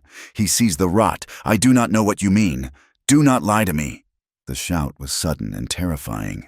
Thomas hurled the glass into the fireplace. It shattered against the bricks, the whiskey flaring up briefly as it hit the embers. Ellie gasped and backed away, pressing herself against the cupboard. "I saw you," Thomas hissed, stalking toward her. "On the steps. I saw the way you looked at him. Like a bitch in heat." "Thomas, no!" Ellie cried. "I only looked—" "You looked at him with hunger," Thomas screamed. He was in her face now, his breath smelling of spirits and coffee. "You think I am blind? You think I do not see the way you twitch when he walks into my store? You think I do not know that you were alone with him in that shack? Nothing happened," Ellie sobbed. "I swear it." Thomas reached out and grabbed her face. His hand was a vice. He dug his fingers into her jaw, gripping her chin so hard she cried out in pain. He forced her head up, making her look into his bloodshot, furious eyes. "A wife's reputation belongs to her husband," he whispered, his voice trembling with rage. "Her body belongs to her husband. Her thoughts belong to her husband. When you soil yourself, Eleanor, you soil me." He squeezed harder. Ellie whimpered, clawing at his wrist. But he was stronger. "You are ungrateful." He spat. "I should have left you to rot with your father's debts." Then, in a sudden spasm of violence, he shoved her. It was not a stumble. It was a hard, vicious throw. Ellie went flying backward. Her hip struck the sharp edge of the heavy oak dining table with a sickening thud. She crumpled to the floor, the breath knocked out of her. Pain exploded in her side, radiating down her leg. She curled into a ball, gasping for air, unable to scream. Thomas stood over her, breathing heavily. He adjusted his cuffs. He looked at her huddled form with cold detachment. "Get up," he said, "and get dinner started. If you burn the roast, you will sleep in the cellar." He turned and walked into the bedroom, slamming the door. Ellie lay on the floor for a long time, listening to the wind rattle the windows, tears leaking silently into the dust. The next morning, the bell above the door jingled. Caleb walked in. He had come to collect payment for a delivery of firewood he had made the previous week. He walked to the counter, his eyes scanning the room. The store was empty of customers. Ellie was behind the counter, arranging tins of tobacco. She was moving slowly, stiffly. She favored her right side, leaning heavily against the wood. When she reached for a ledger, she winced, a quick, sharp intake of breath that she tried to hide. Caleb approached the counter. His eyes narrowed. "Morning," he said. "Good morning, Mr.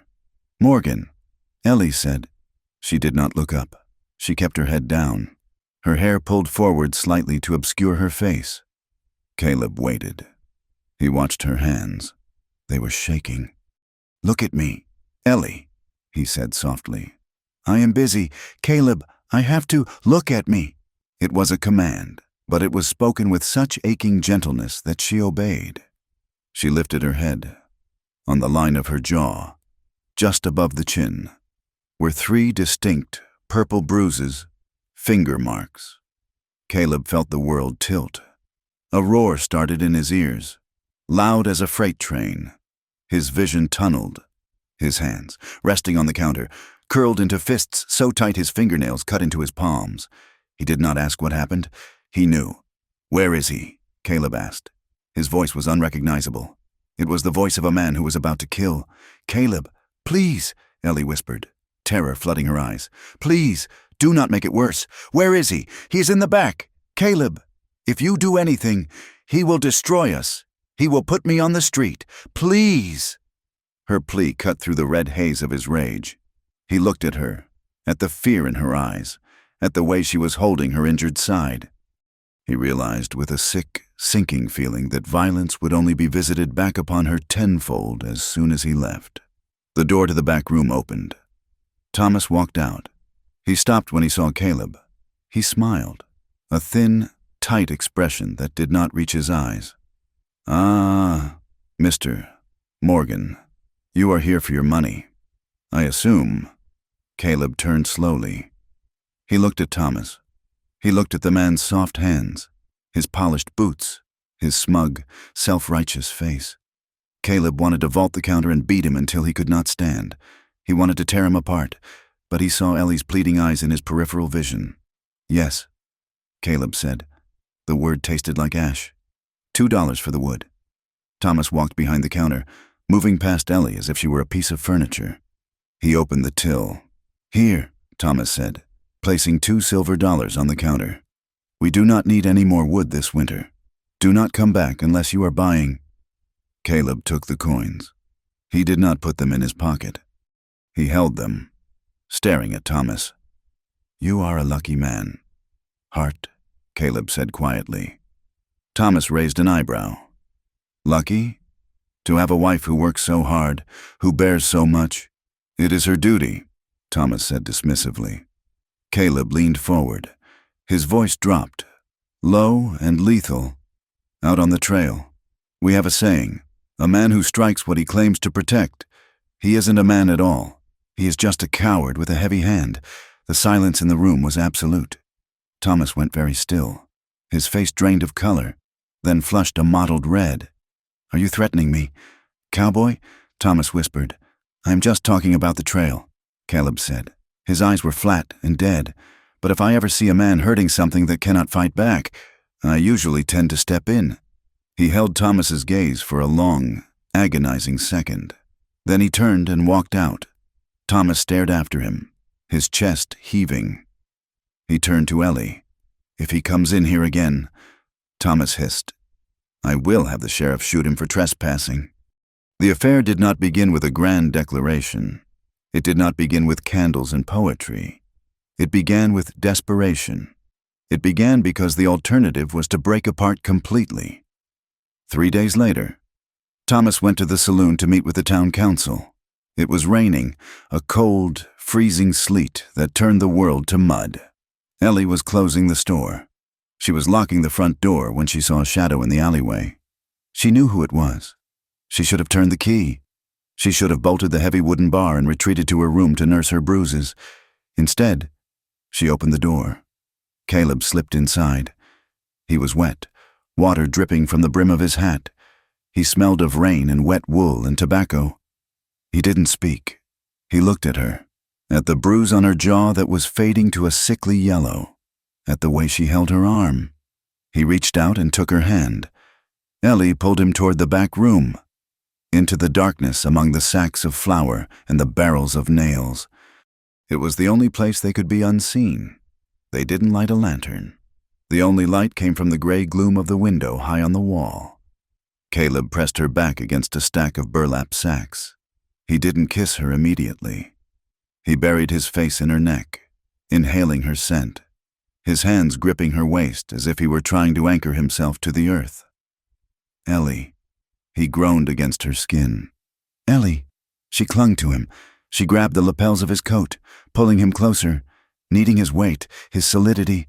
"I can't stand it," she whispered. "I can't stand it anymore." Then they were kissing. It was frantic. It was fierce. It was a collision of grief and longing. There was no coyness, no seduction. There was only a starving need to be touched by hands that did not want to hurt. They sank down onto the floor, onto a pile of old canvas tarps.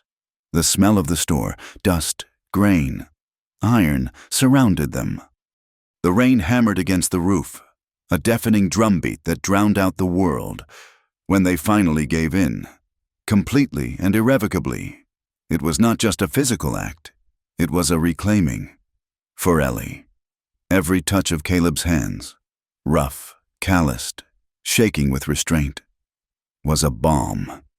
He touched her as if she were made of glass. He touched her as if she were holy. He whispered her name against her skin, over and over, like a prayer. Eleanor, my Eleanor. She wept. She couldn't help it. She wept for the baby she had lost, for the kindness she had been denied, for the sheer relief of being held by a man who looked at her and saw a woman, not a possession. Caleb held her. He worshipped her with his hands and his mouth. He tried to pour every ounce of his love into her, trying to fill the hollow places Thomas had carved out. It was sanctuary. It was torment. It was the most beautiful and terrifying thing either of them had ever known. Afterward, the silence returned. The rain slowed to a drizzle. The store was dark and cold. Ellie sat up, pulling her bodice closed with trembling fingers. The reality of what they had done crashed down on her. The adrenaline faded, leaving behind a cold, crushing weight of guilt. She was an adulteress. The Reverend's words echoed in her mind. A deep pit, a rot. She scrambled away from Caleb, standing up, smoothing her skirts. Her breath came in short, panicked gasps. "We have to stop," she whispered. "Oh God, Caleb, we have to stop. I am damned. I am going to hell." Caleb stood up. He reached for her, but she stepped back. "Ellie, no, you are not damned. This isn't sin. What he does to you, that is the sin. It doesn't matter," Ellie cried softly. "I am married. I swore a vow, and I have broken it. I am dirt. Caleb, if he finds out—" "He won't find out," Caleb said, though his voice lacked conviction. "He will. He sees everything." Ellie leaned against a barrel, covering her face with her hands. "You have to go. You have to leave town." Caleb went still. "Leave. If you stay, we will do this again," Ellie said. "I know we will. I am too weak to stop it." "And he will kill you, Caleb, or he will kill me." Caleb looked at her. He saw the terror in her eyes. He knew she was right. They had crossed the line, and there was no going back. The next time, they would be less careful. The next time, Thomas would be watching. "I will go," Caleb said. His voice broke. Ellie looked up. "You will. I will ride out. I will go to Montana. I will send for you when I can. Or I will just go, if that is what keeps you safe. It is the only way," Ellie whispered. Caleb nodded. He looked at her one last time, memorizing her face in the dim light. He reached out and touched her cheek, his thumb brushing over the bruise Thomas had left. "I love you, Eleanor," he said. Ellie closed her eyes. Go, please! Caleb turned and slipped out the back door, disappearing into the rainy night. Ellie tried to compose herself. She fixed her hair. She buttoned her dress to the chin. She lit a lantern and tried to sweep the floor, trying to erase the evidence of their bodies. But she missed something. Thomas came home an hour later. He was sober, which was worse. His eyes were clear and sharp. He walked into the store, shaking the rain from his coat. He looked at Ellie. She was standing by the counter, reading a Bible. It was a prop, a shield. "You are up late," Thomas said. "I was waiting for you," Ellie said. Thomas walked closer. He stopped. He tilted his head, sniffing the air. He smelled it. He smelled the damp wool of a coat that was not his.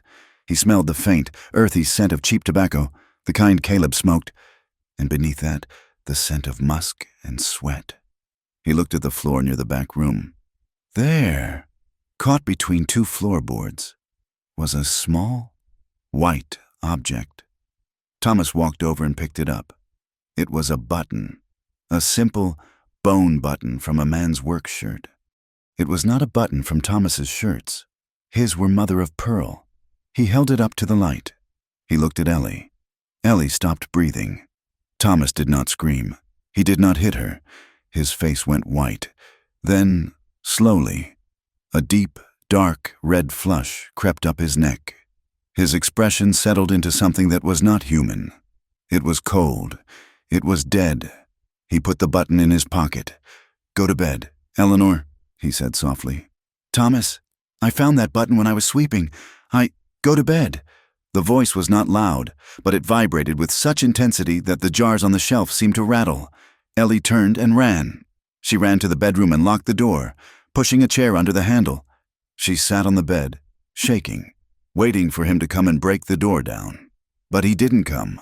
Instead, she heard him moving around in the store. She heard the clink of glass. She heard the back door open and close. Then, silence. The wind picked up around midnight. It screamed down the valley, drying out the rain-soaked wood of the town. Thomas Hart walked through the darkness. He carried a lantern in one hand and a bottle of kerosene in the other. He walked with a steady, purposeful stride. He was not a man acting in a passion. He was a man balancing a ledger. He reached the edge of town. The barn where Caleb slept was a ramshackle structure behind the livery stable. The owner let Caleb sleep in the loft in exchange for breaking horses. Thomas stood outside the barn. He listened.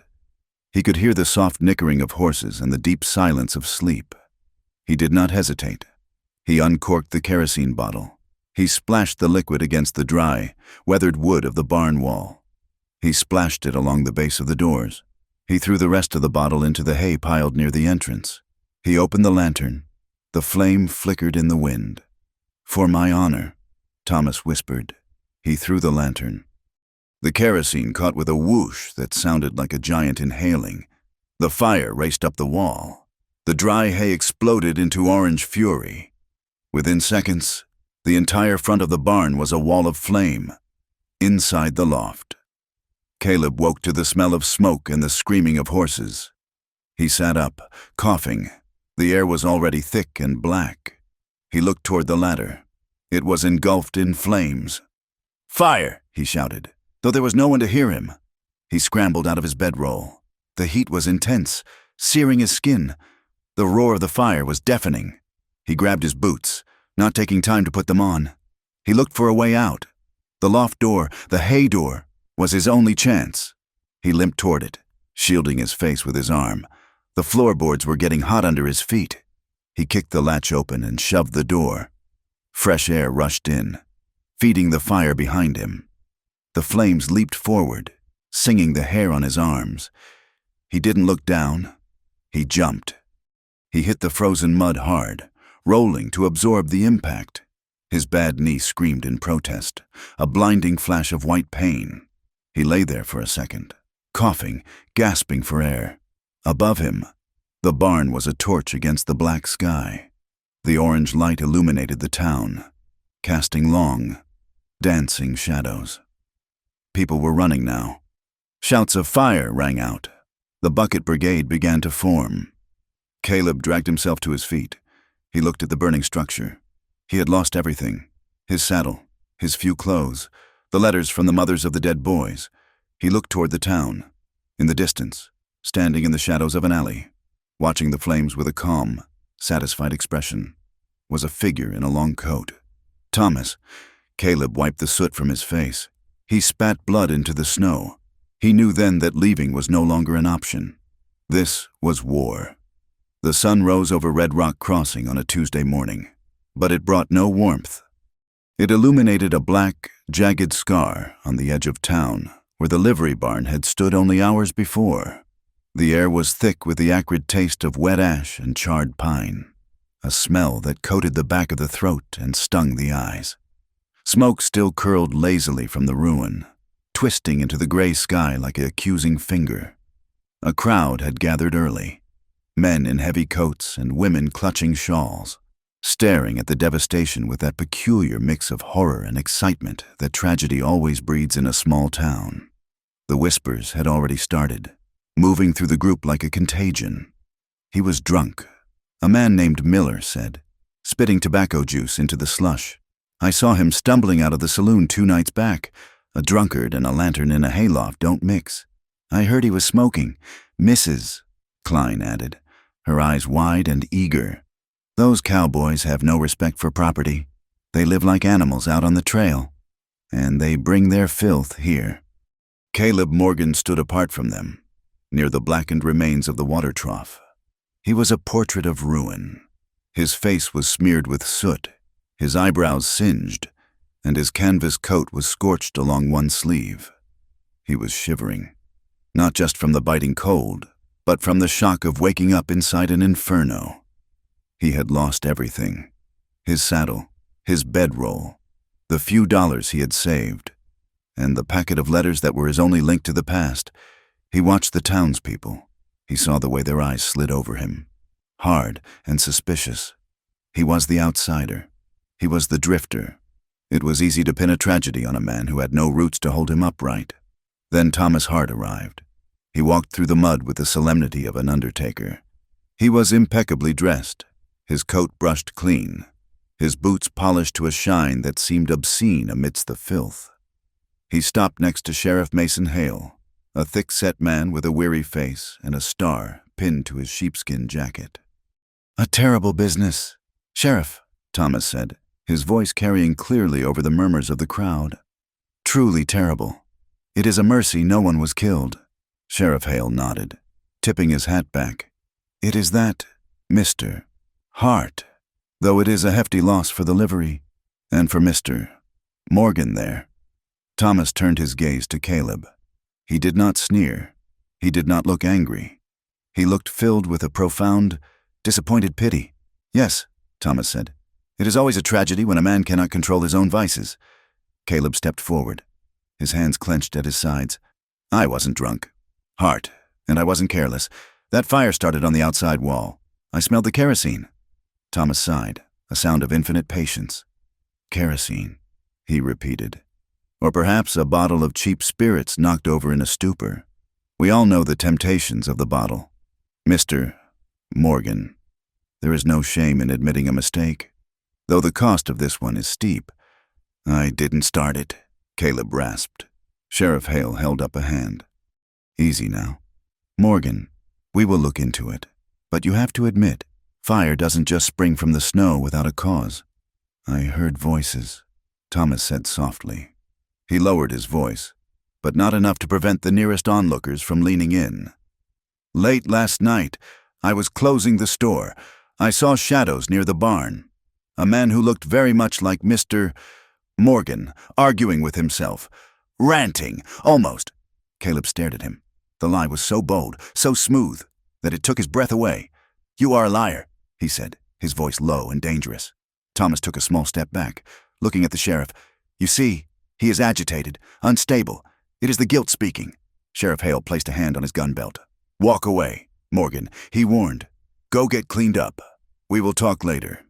Caleb looked at the sheriff, then at the ring of hostile faces.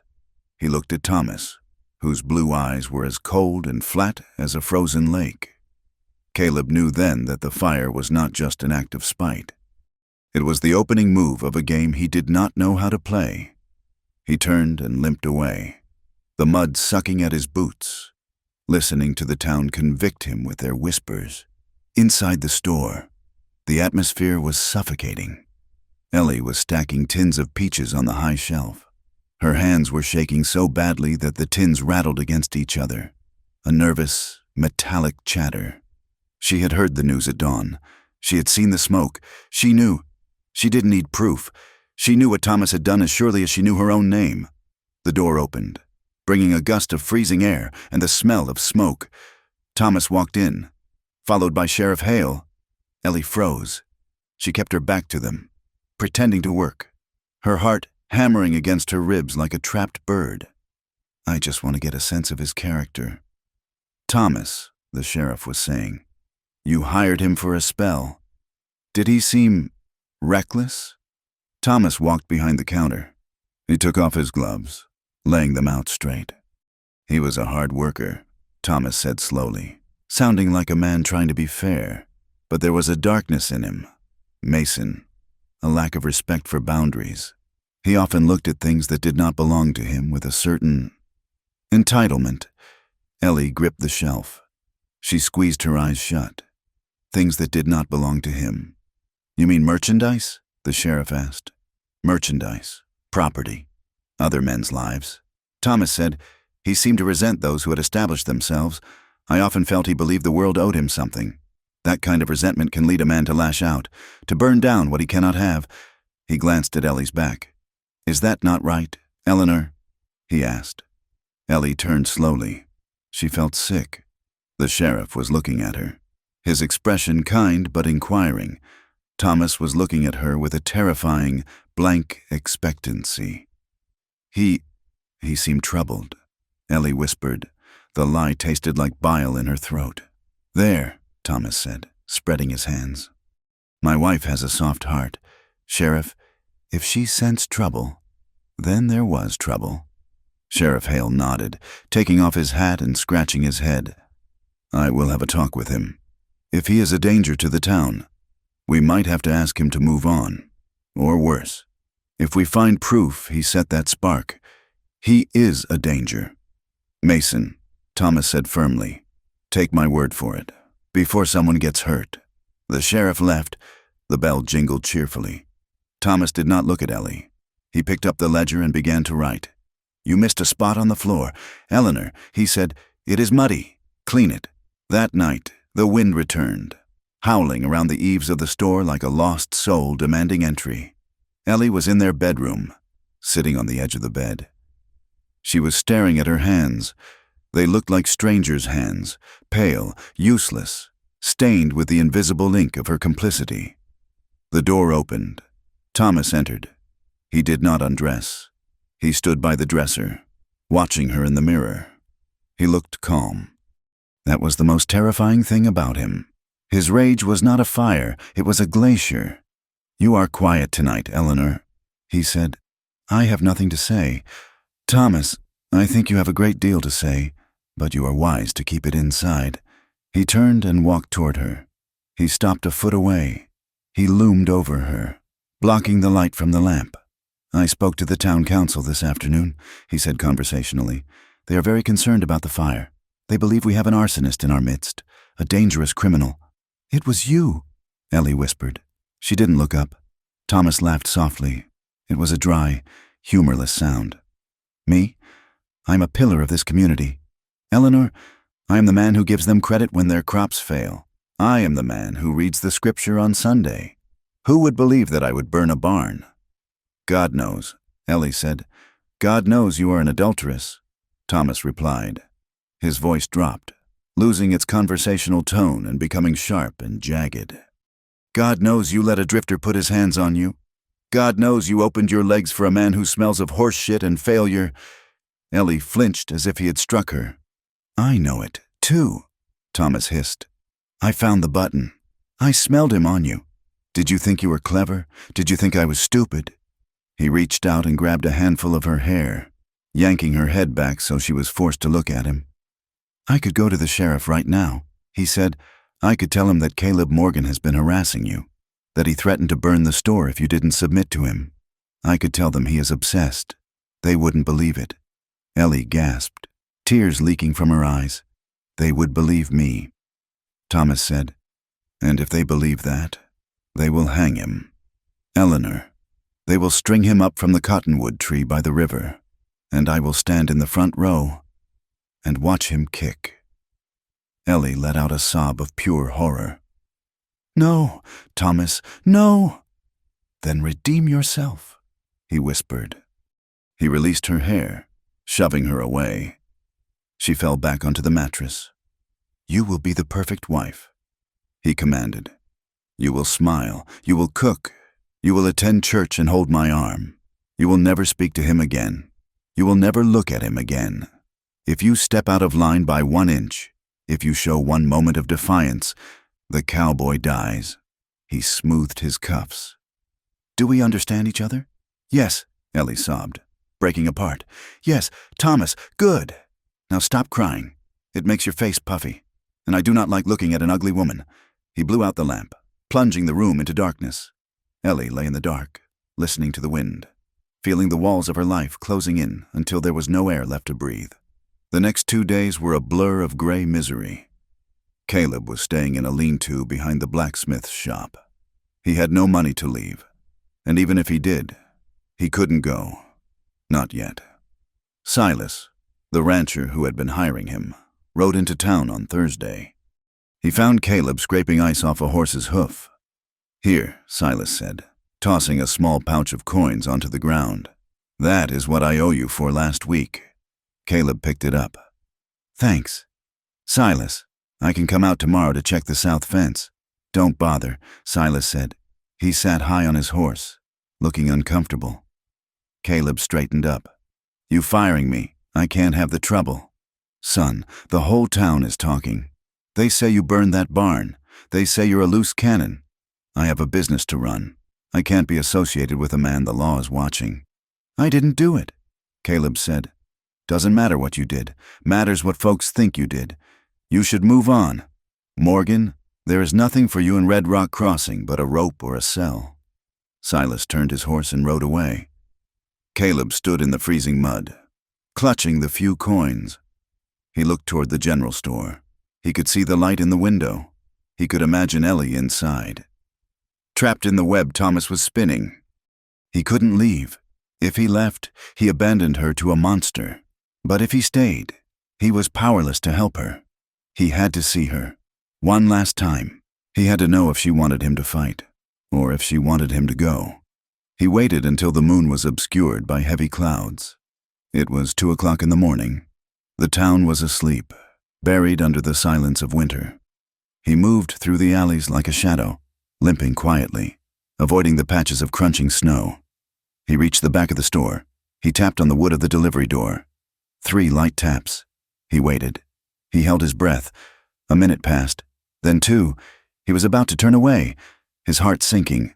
When the latch clicked, the door opened a crack. Ellie stood there. She was wrapped in a shawl, her hair loose around her shoulders. She looked like a ghost. Her face was pale, her eyes huge and rimmed with red. Caleb, she breathed. You shouldn't be here. If he wakes up, I had to see you, he whispered. He pushed the door open gently and stepped into the small alcove. Out of the wind. He didn't touch her. He looked at her, searching for injuries. Are you all right?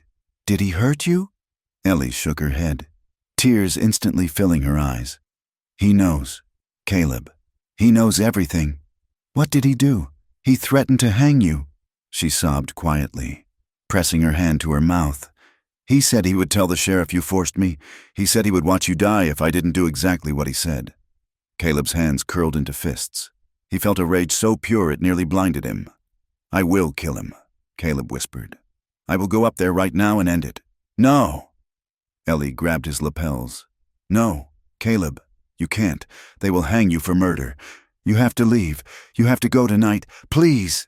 I can't live if I know you are dead because of me. I can't leave you with him. Ellie, you have to. It is the only way. I will be fine.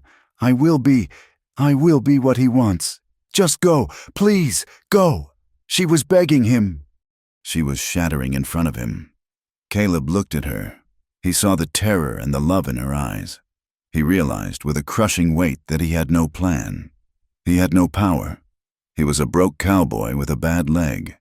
And Thomas Hart was the king of this valley. He reached out and pulled her into his arms. Ellie buried her face in his chest. She clung to him, her fingers digging into his coat. They held each other with the desperation of people standing on the deck of a sinking ship. "I am sorry," Caleb whispered into her hair. "I am so sorry I brought this on you. You brought me life." Ellie wept. "You brought me the only light I have ever had." He pulled back and cupped her face. He looked at her mouth. "I won't let him destroy you." "Eleanor, I don't know how, but I promise you." He kissed her. It was not a kiss of passion. It was a kiss of grief. It was a seal of a promise he wasn't sure he could keep. It tasted of salt tears and the bitter cold of the night. They broke apart. "Go," Ellie whispered. "Run." Caleb backed away. He looked at her one last time, framing her face in his memory. Then he turned and disappeared into the darkness of the alley, from the deep shadows of the woodshed, 20 feet away. Thomas Hart lowered the pistol he had been aiming. He had watched it all. He had woken when Ellie left the bed. He had followed her. He had heard the whispers. He had seen the kiss. He felt a cold, metallic satisfaction. He didn't need to shoot Caleb in the back. That would be murder. No, he had a better plan. A plan that would cleanse his honor and remove the stain from his town. He holstered the gun and slipped back into the store before Ellie could return. He lay in bed, feigning sleep, waiting for the sound of her footsteps. When she lay down beside him, shivering, he smiled in the dark. Caleb walked back toward the blacksmith's shop. He was moving blindly, his mind racing. He would pack his meager things. He would steal a horse if he had to. He would ride to the county seat and get a marshal. He would find a way. He turned onto the narrow street that ran behind the saloon. It was a tunnel of darkness, the buildings pressing in on either side. He heard a step behind him. He started to turn, his hand going to the knife at his belt. "Mr. Morgan." Caleb froze. He knew that voice. It was the voice of a man who counted pennies and sold rotten flour. He turned. Thomas Hart stepped out from behind a stack of crates. He was wearing his long coat. In his hand, glinting in the faint starlight, was a heavy Colt revolver. "Hart," Caleb said, his voice steady. "You thief," Thomas said. His voice was trembling, not with fear, but with excitement. "You come into my town. You burn my neighbor's barn. And now you come to my house in the middle of the night to steal my wife?" "I didn't steal anything she didn't want to give," Caleb said. He knew it was the wrong thing to say. He didn't care. Thomas raised the gun. He pointed it at Caleb's chest. "You seduced her," Thomas hissed. "You poisoned her mind. You are a cancer, Morgan, and I am the surgeon." He cocked the hammer. The sound was loud in the silent alley. "I am going to kill you," Thomas said, "and I am going to tell the sheriff you pulled a knife on me. I am going to tell them you were coming to burn the store. And they will believe me. They will thank me." Caleb looked at the gun. He looked at Thomas's eyes. He saw the madness there. He saw the end. He didn't think. He reacted. The instinct of the trail, of a life spent dodging hooves and horns, took over. As Thomas squeezed the trigger, Caleb lunged. He threw himself forward, twisting his body. The gun roared. The bullet missed Caleb's heart by an inch, tearing through the fabric of his coat and grazing his ribs. The heat of it seared him. Caleb slammed into Thomas. They hit the frozen ground hard. The impact knocked the wind out of Caleb, but he fought through it. He grabbed Thomas's wrist, wrestling for the gun. Thomas screamed. It was a high, thin sound. "Murder! Help! Murder!" He was strong, fueled by insanity. He clawed at Caleb's face. Caleb punched him, a short, hard blow to the jaw, trying to stun him. The gun was between them. They grappled for it. It was slippery with ice and sweat. Then, a flash, a deafening boom. The gun discharged into the ground, but the recoil or a ricochet, it was impossible to tell, caught Thomas. He shrieked. He fell back, clutching his shoulder. Blood blossomed dark and wet against his coat. Caleb rolled away, gasping. He scrambled to his knees, snatching the gun from the mud. He held it up, his chest heaving. Thomas lay on his back, writhing. He looked at Caleb. Then he looked past him. "Help!" Thomas screamed. "He shot me! The cowboy shot me! Windows were flying open. Doors were banging. Lanterns were spilling light into the alley." Sheriff Hale came running from the main street, his gun drawn, followed by half a dozen men from the saloon. "Drop it!" the sheriff roared. "Drop it! Morgan!" Caleb looked at the gun in his hand. He looked at the blood on Thomas. He looked at the sheriff. He realized what it looked like. A drifter standing over a wounded shopkeeper, holding the smoking weapon. He opened his hand. The gun fell into the mud with a dull thud. "I didn't—" Caleb started to say. "Get him!" someone shouted. 3 men slammed into Caleb. They drove him into the dirt. A boot connected with his ribs. Another kicked his bad knee. He groaned, curling up, but they dragged him to his feet. Thomas was being helped up. He was pale, clutching his bleeding shoulder. He looked at the crowd with tragic, suffering eyes. "He tried to kill me." Thomas gasped. "I found him, prowling behind the store. He has a torch. He was going to burn us out. I tried to stop him." "Liar!" Caleb shouted, blood in his mouth. "He ambushed me." "Shut him up!" a voice yelled. The sheriff stepped in. He cuffed Caleb's hands behind his back. "You are done, Morgan," the sheriff said grimly. Caleb was dragged away toward the jailhouse, surrounded by a mob that was already shouting for a rope. The jail cell was a stone box in the basement of the sheriff's office. It was cold, damp, and smelled of despair. Caleb sat on the cot, his head in his hands. His ribs ached where the bullet had grazed him. His face was swollen from the beating. He could hear the town above him. They were awake. They were angry. He heard the words drifting down through the grate. Adulterer, murderer, trash. He closed his eyes. He didn't care about the pain. He cared about Ellie. He had failed her. He had walked right into Thomas's trap. And now the jaws had snapped shut. Upstairs, in the parlor of the Hart home, Thomas lay on a chaise longue. The doctor had bandaged his shoulder. It was a flesh wound, painful but not dangerous. The room was full. The Reverend was there. Mrs. Klein was there. The sheriff was standing by the door. Thomas looked wan and heroic. "I only wanted to protect my home," he said weakly. "I knew he was dangerous. I tried to reason with him, but he was like a mad dog." The Reverend shook his head. "The devil finds work for idle hands. You are a martyr. Brother Hart, a martyr for decency." The door to the bedroom opened. Ellie walked out. The room went silent. She was pale as death. She walked with a stiffness that suggested she might shatter if someone touched her. She looked at Thomas. He looked back at her. His eyes were hard. "Remember." His eyes said, "Remember the bargain." "Mrs. Hart," the sheriff said gently, "I need to ask you a question." Ellie turned to him. She clasped her hands in front of her. They were shaking. "Did you know? Did you have any knowledge of Mr. Morgan's intentions?" the sheriff asked.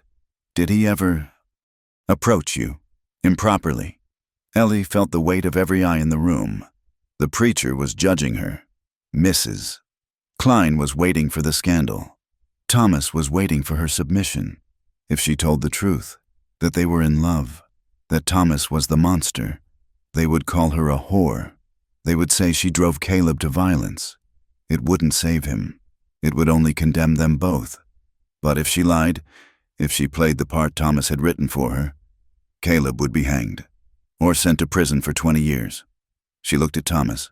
He touched his bandaged shoulder, a subtle reminder of the violence he was capable of.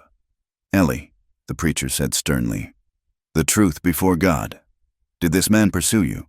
Ellie opened her mouth. Her throat was dry as dust. She looked at the floor. She started. She thought of the line shack. She thought of his hands warming hers. She thought of the promise he made. "I won't let him destroy you." "He was confused," Ellie whispered. "Confused?" Thomas prompted, his voice sharp. He spoke to me," Ellie said, her voice trembling. "He said things that were not right. Ah, Mrs. Klein exhaled. I knew it. And tonight? The sheriff asked. Did you know he was coming? No. Ellie lied. The word tore a hole in her soul. I was asleep. I heard the shot. Thomas let out a sigh of relief. You see? A predator. My poor wife is a victim in this as much as I am. The sheriff nodded grimly. That is all I need to know. Attempted murder, arson, an assault on a woman's virtue. We will hold the trial tomorrow. We don't need to wait for a circuit judge for this. He put his hat on. Ellie stood there, shaking. She had saved herself. She had kept the roof over her head. But as the sheriff walked out to seal Caleb's fate, she knew she had just tightened the noose around the neck of the only man she had ever loved. The town hall of Red Rock Crossing was a drafty, barn-like structure built of rough-hewn pine that had warped in the relentless wind. On this Wednesday morning, it was packed to the rafters. The air inside was freezing, cold enough that the breath of the spectators rose in a collective, ghostly fog that hung over the room. The wood stove in the corner hissed and popped, fighting a losing battle against the chill seeping up through the floorboards. Every bench was filled. Men stood along the back walls, hats in hands, their faces grim and eager. Women huddled in the front rows, wrapped in wool shawls, whispering behind gloved hands. It was not a court of law in the civilized sense. There was no circuit judge, no jury of peers. It was a hearing of the frontier, presided over by Sheriff Mason Hale, where the verdict would be delivered as much by the mood of the crowd as by the letter of the law. Thomas Hart sat on a chair to the right of the sheriff's table. He was the picture of the aggrieved victim. His left arm was bound in a clean white sling, contrasting sharply with his dark suit. His face was pale, his hair perfectly combed. He looked like a man who had borne the weight of the world with Christian patience, only to be struck down by savagery. Caleb Morgan stood on the left. He was shackled. His hands were cuffed in front of him, the iron biting into his wrists. His face was a map of the violence he had endured the night before. One eye was swollen shut, his lip was split, and he stood with a hunch that betrayed the pain in his cracked ribs. Yet, his head was up. He looked at no one, his gaze fixed on the dusty flag hanging behind the sheriff's desk. Sheriff Hale hammered a wooden gavel onto the table.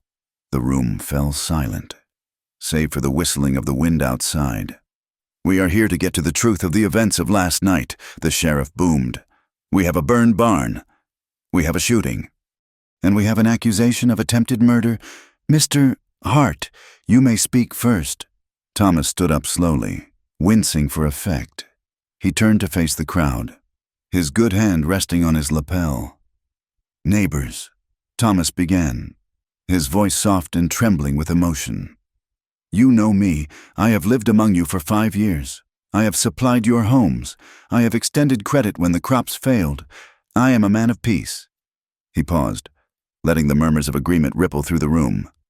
I hired this man, Thomas continued, gesturing vaguely at Caleb without looking at him. I saw a drifter in need, and I offered him work. I opened my store to him. I treated him with charity. And how was I repaid? He shook his head sadly.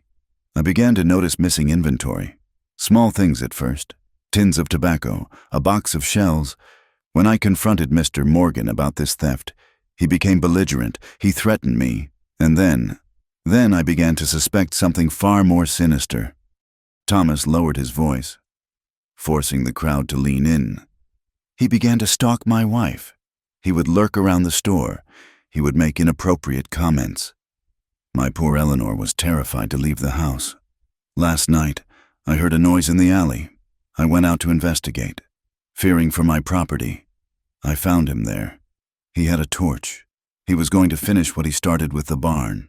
He was going to burn us out. A gasp went through the room. When I tried to stop him, Thomas said, his voice rising, he attacked me. He tried to kill me with my own gun. If I had not fought him off, I would be dead, and my wife would be at the mercy of a monster. He sat down, dabbing his forehead with a handkerchief. Mrs. Klein, in the front row, let out a sympathetic sob. Sheriff Hale turned to Caleb. Caleb Morgan, you have heard the accusation. What say you? Caleb shifted his weight. The chains rattled. a harsh, metallic sound. He looked at Thomas, then at the sheriff. "It is a lie," Caleb said. His voice was rough, scraping like gravel. "I did not steal from him, and I did not start that fire. I was asleep in the loft when the barn went up. I barely got out with my skin." "Then why were you in the alley?" the sheriff asked. "At 2 a.m, armed with a knife?" Caleb hesitated. He looked toward the back of the room, where the door stood slightly ajar. He knew that telling the truth about why he was there would damn Ellie, but lying would damn him. "I was leaving town," Caleb said. "I was walking to the blacksmith's to get my horse. Hart ambushed me. He stepped out of the shadows with that gun in his hand. He told me he was going to kill me and frame me for it. We fought for the weapon. It went off." "That is the truth," the crowd grumbled. It was a weak story against the word of a pillar of the community. "And Mrs. Hart," the sheriff asked, "did you stalk her? Did you force your attentions on her?" Caleb went very still. He squared his shoulders, ignoring the pain in his ribs. "I did not stalk her," he said clearly, "and I never forced her. But I will not lie and say I didn't care for her. I loved her, and that is the only crime I have committed." The room erupted. Men shouted insults. "Adulterer! Dog!" The preacher stood up, his face red, pointing a shaking finger at Caleb. "He admits it!" The preacher roared. "He admits to coveting his neighbor's wife. It is a sickness." "Order!" Sheriff Hale shouted, banging the gavel. "Order!" He waited for the noise to subside. "We have one more witness," the sheriff said. "Call Eleanor Hart." The side door opened. The room went deathly silent. Ellie walked in. She wore a dark gray dress, buttoned to the chin. Her hair was pulled back so severely, it pulled at the skin of her temples. She held her hands clasped in front of her waist. She walked with her eyes on the floorboards, listening to the swish of her skirts in the quiet room. She took her place at the front of the room, standing between the two men. She looked up. To her left was Caleb. He was battered, dirty, and shackled, but his eyes were steady. They were full of a terrible, aching love and a deep remorse for the position she was in. He didn't look like he wanted to save himself.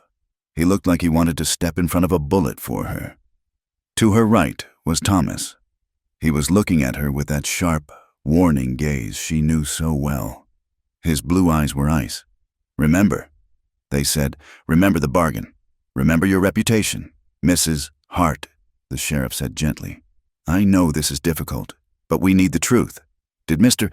Morgan attack your husband?" Ellie felt her heart pounding like a war drum. She felt the sweat trickling down her back. She looked at the crowd. They were hungry. They wanted a story of a helpless woman and a savage beast. They wanted her to be the victim so they could feel righteous in hanging the outsider. She looked at Thomas again. He gave a microscopic nod. "Be a good wife." Ellie took a breath. She opened her mouth to tell the lie that would save her life and end Caleb's. She started. Then she looked at Caleb's hands.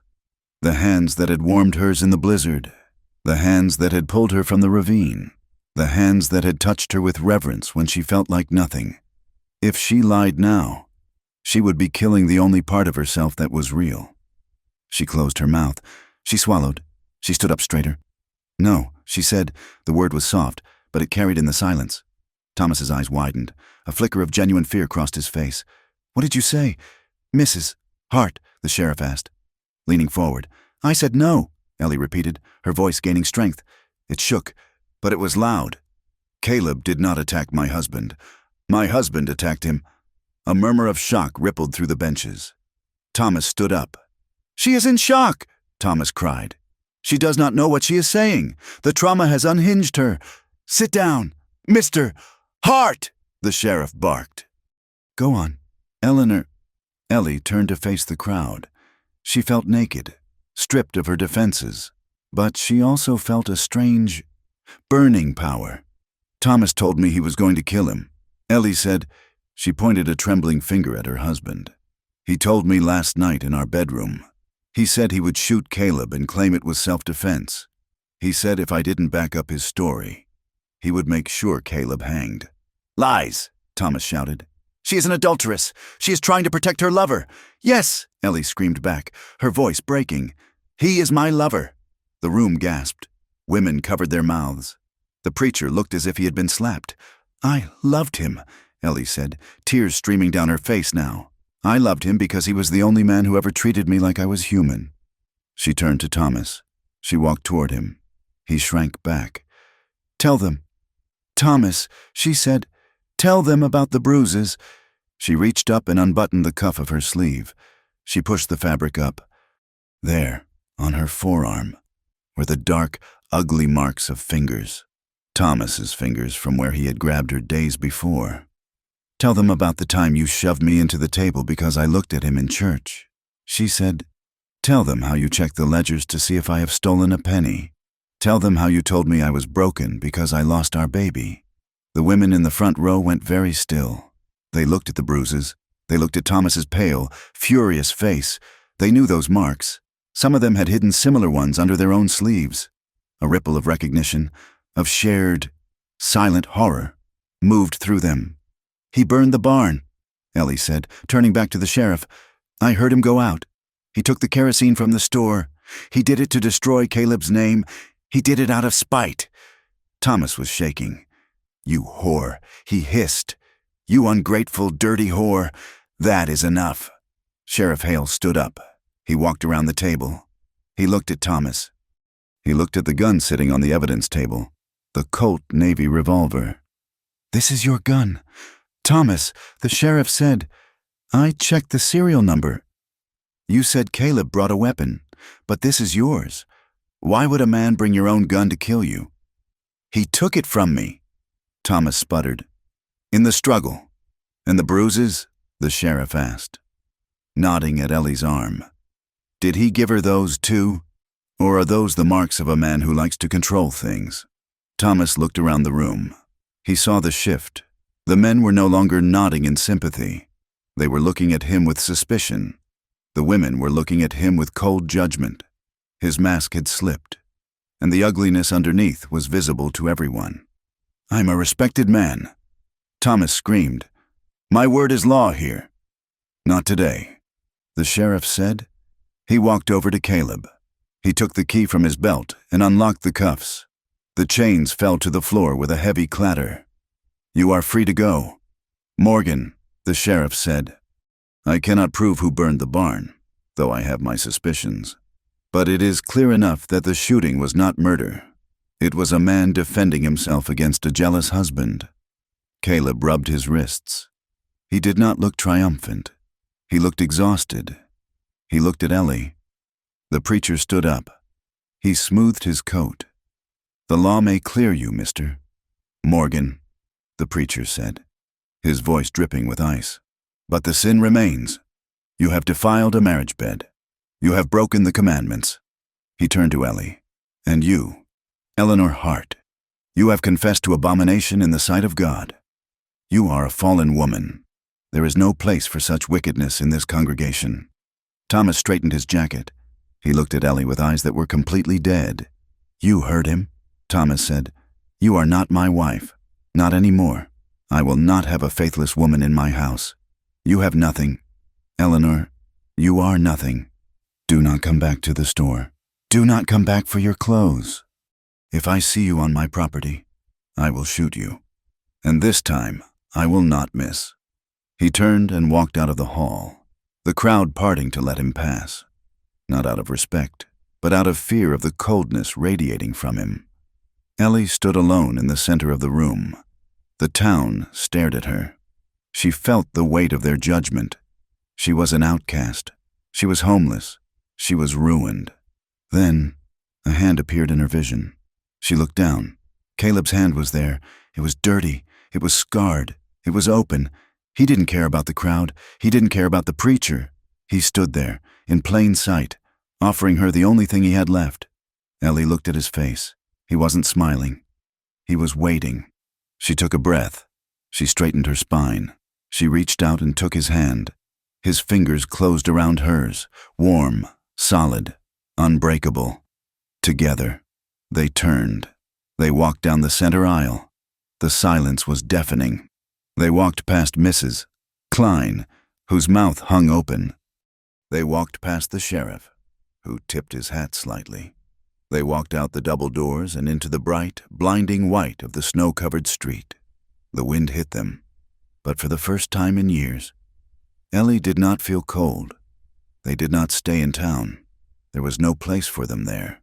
They rode north to the edge of the valley, where the land rose up into rocky foothills that no one else wanted. There was an old, dilapidated cabin there, little more than a pile of gray logs with a caved-in roof, sitting on a patch of ground where the soil was thin and the wind was relentless. It was brutal country, but it was theirs. The weeks that followed were a blur of exhausting labor. They had almost nothing, no money, few tools, and only the clothes on their backs. They slept on a bed of pine boughs near the hearth until Caleb could build a frame. They patched the roof with sod and mud, working until their fingers bled and their backs screamed in protest. They were shunned.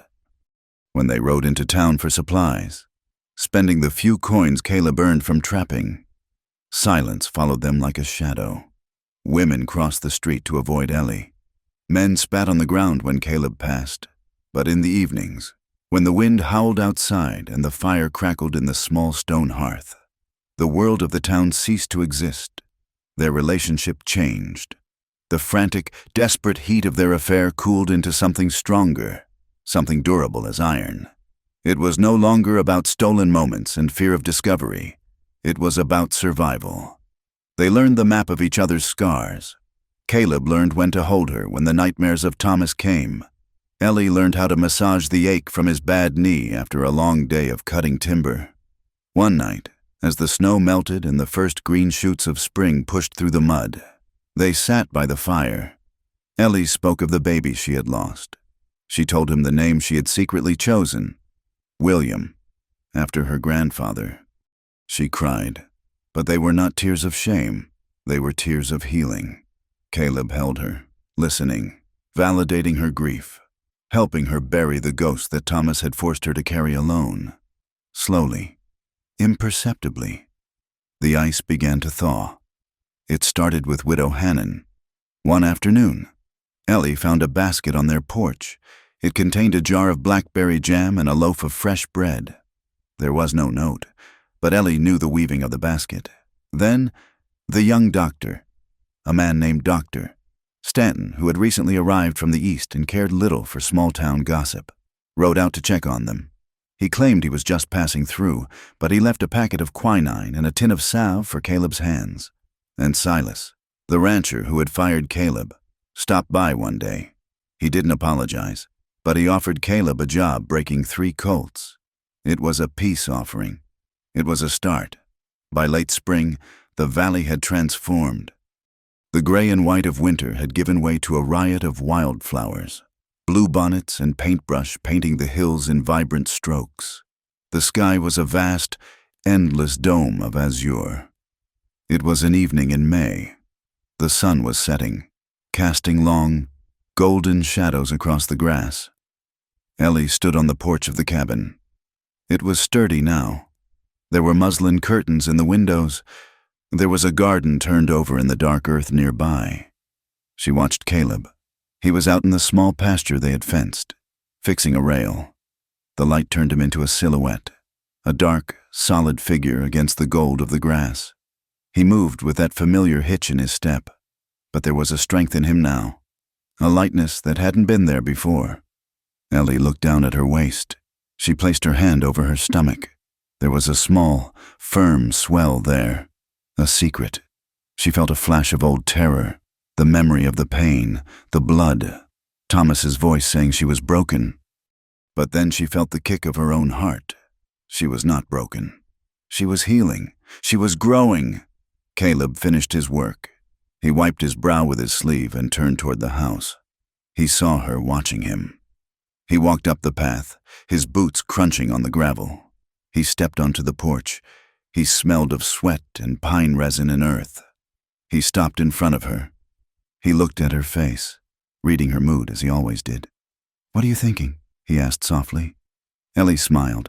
It was a genuine smile, one that reached her eyes and crinkled the corners. "I was thinking about the winter," she said. "I was thinking about how afraid I was. And now Now, Ellie said, taking his hand and placing it on her waist. Right over the swell. I am not afraid. Caleb's eyes widened.